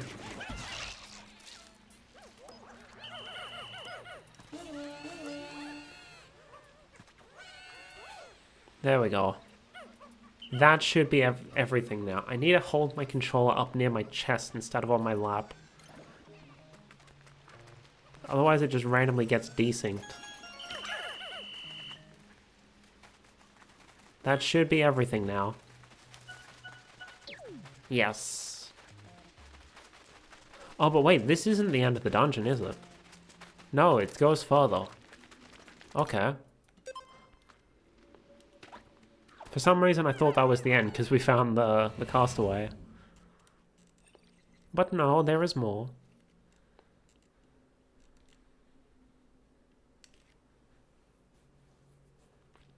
We're only halfway through.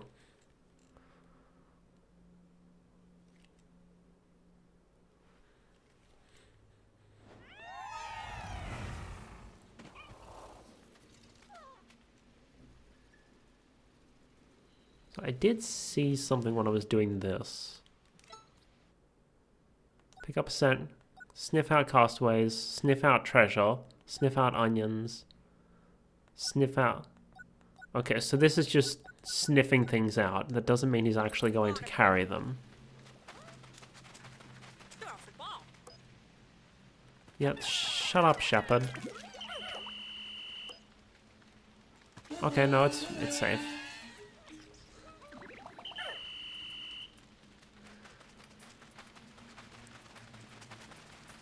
That is a big egg.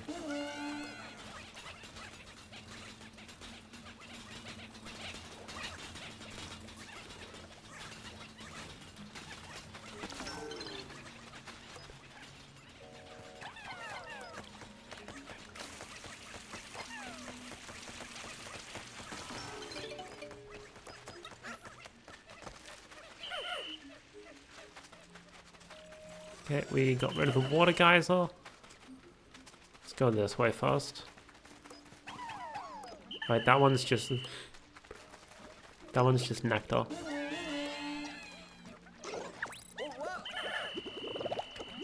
Okay, so no, we do actually have to throw them on top. Because they can't hit it from the sides, apparently. Oh, wait.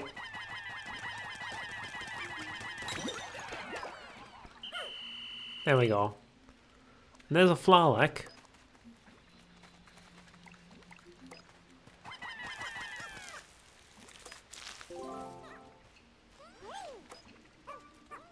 That'll be good once we actually open up a way to get around.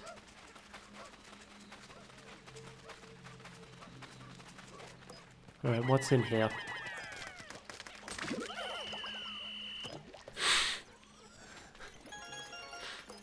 The nectar dude wasn't even in the thing. He just dropped from the ceiling.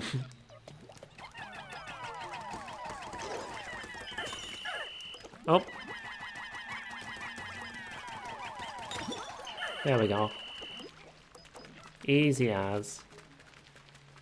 Anything in here? No, we're safe. Oh, desiccated skitterleaf. These are actually dangerous. Ah! Did we lose anyone? I can't tell.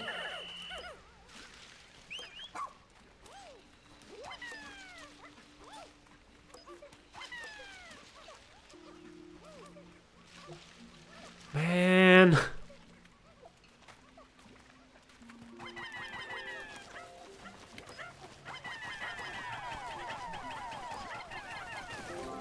Pikmin is a stressful game, y'all.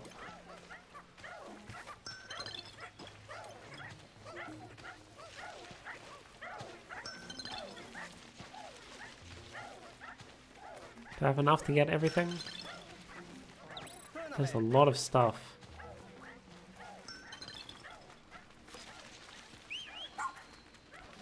Yeah, Ochi, you grab that.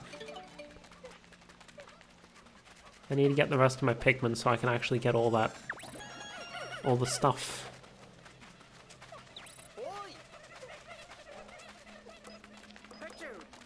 We'll bring it to the onion on the surface, yep.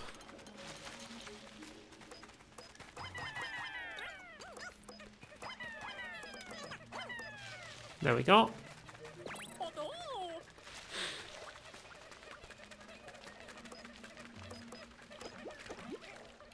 Ooh.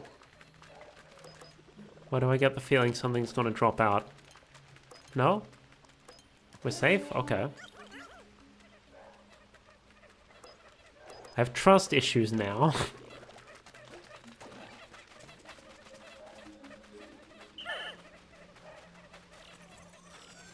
Oh, and that's the way down to what presumably would be the bottom floor.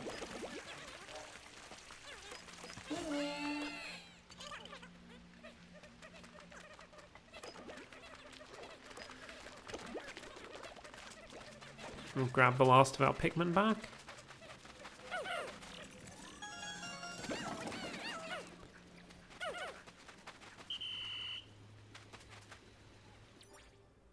Oh, one of them's still sitting back there.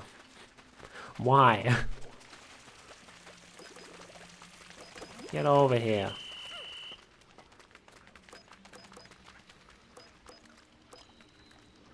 There's a water hazard, because of course there is.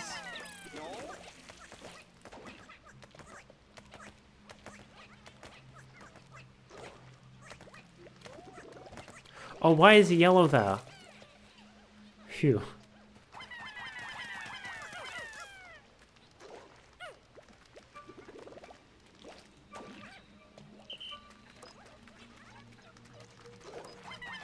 Oh, no, no, no, no.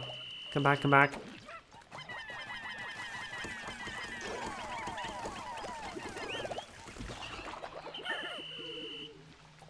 Phew.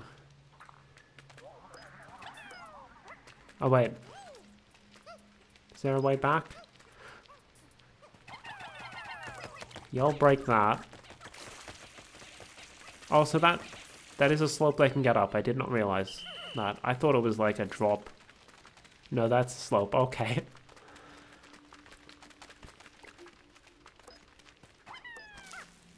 There we go. Right, what's in the big egg? What's gonna come out and get me?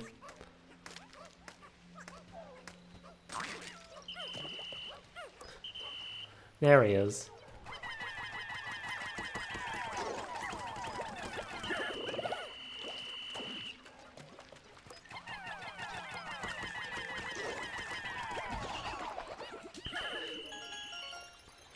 I'll be honest, we killed so many using the ice dudes that I kind of forgot that they do actually drop a corpse. Oh! We completed a thing. And we've got gold nuggets as well. They first appeared in like Pikmin 3's like battle mode, I think.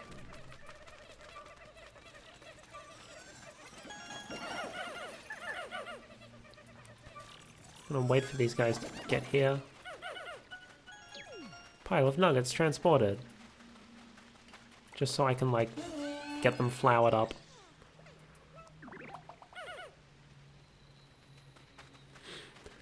So one's still missing some. There should be some nectar still here, yes.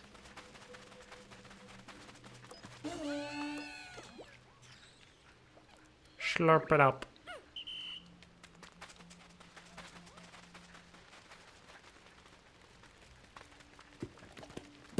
Alright, this should be the final floor, presumably. Nyum.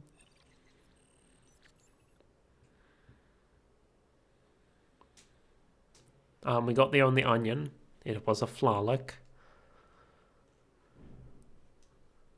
I do gotta wonder where the onions...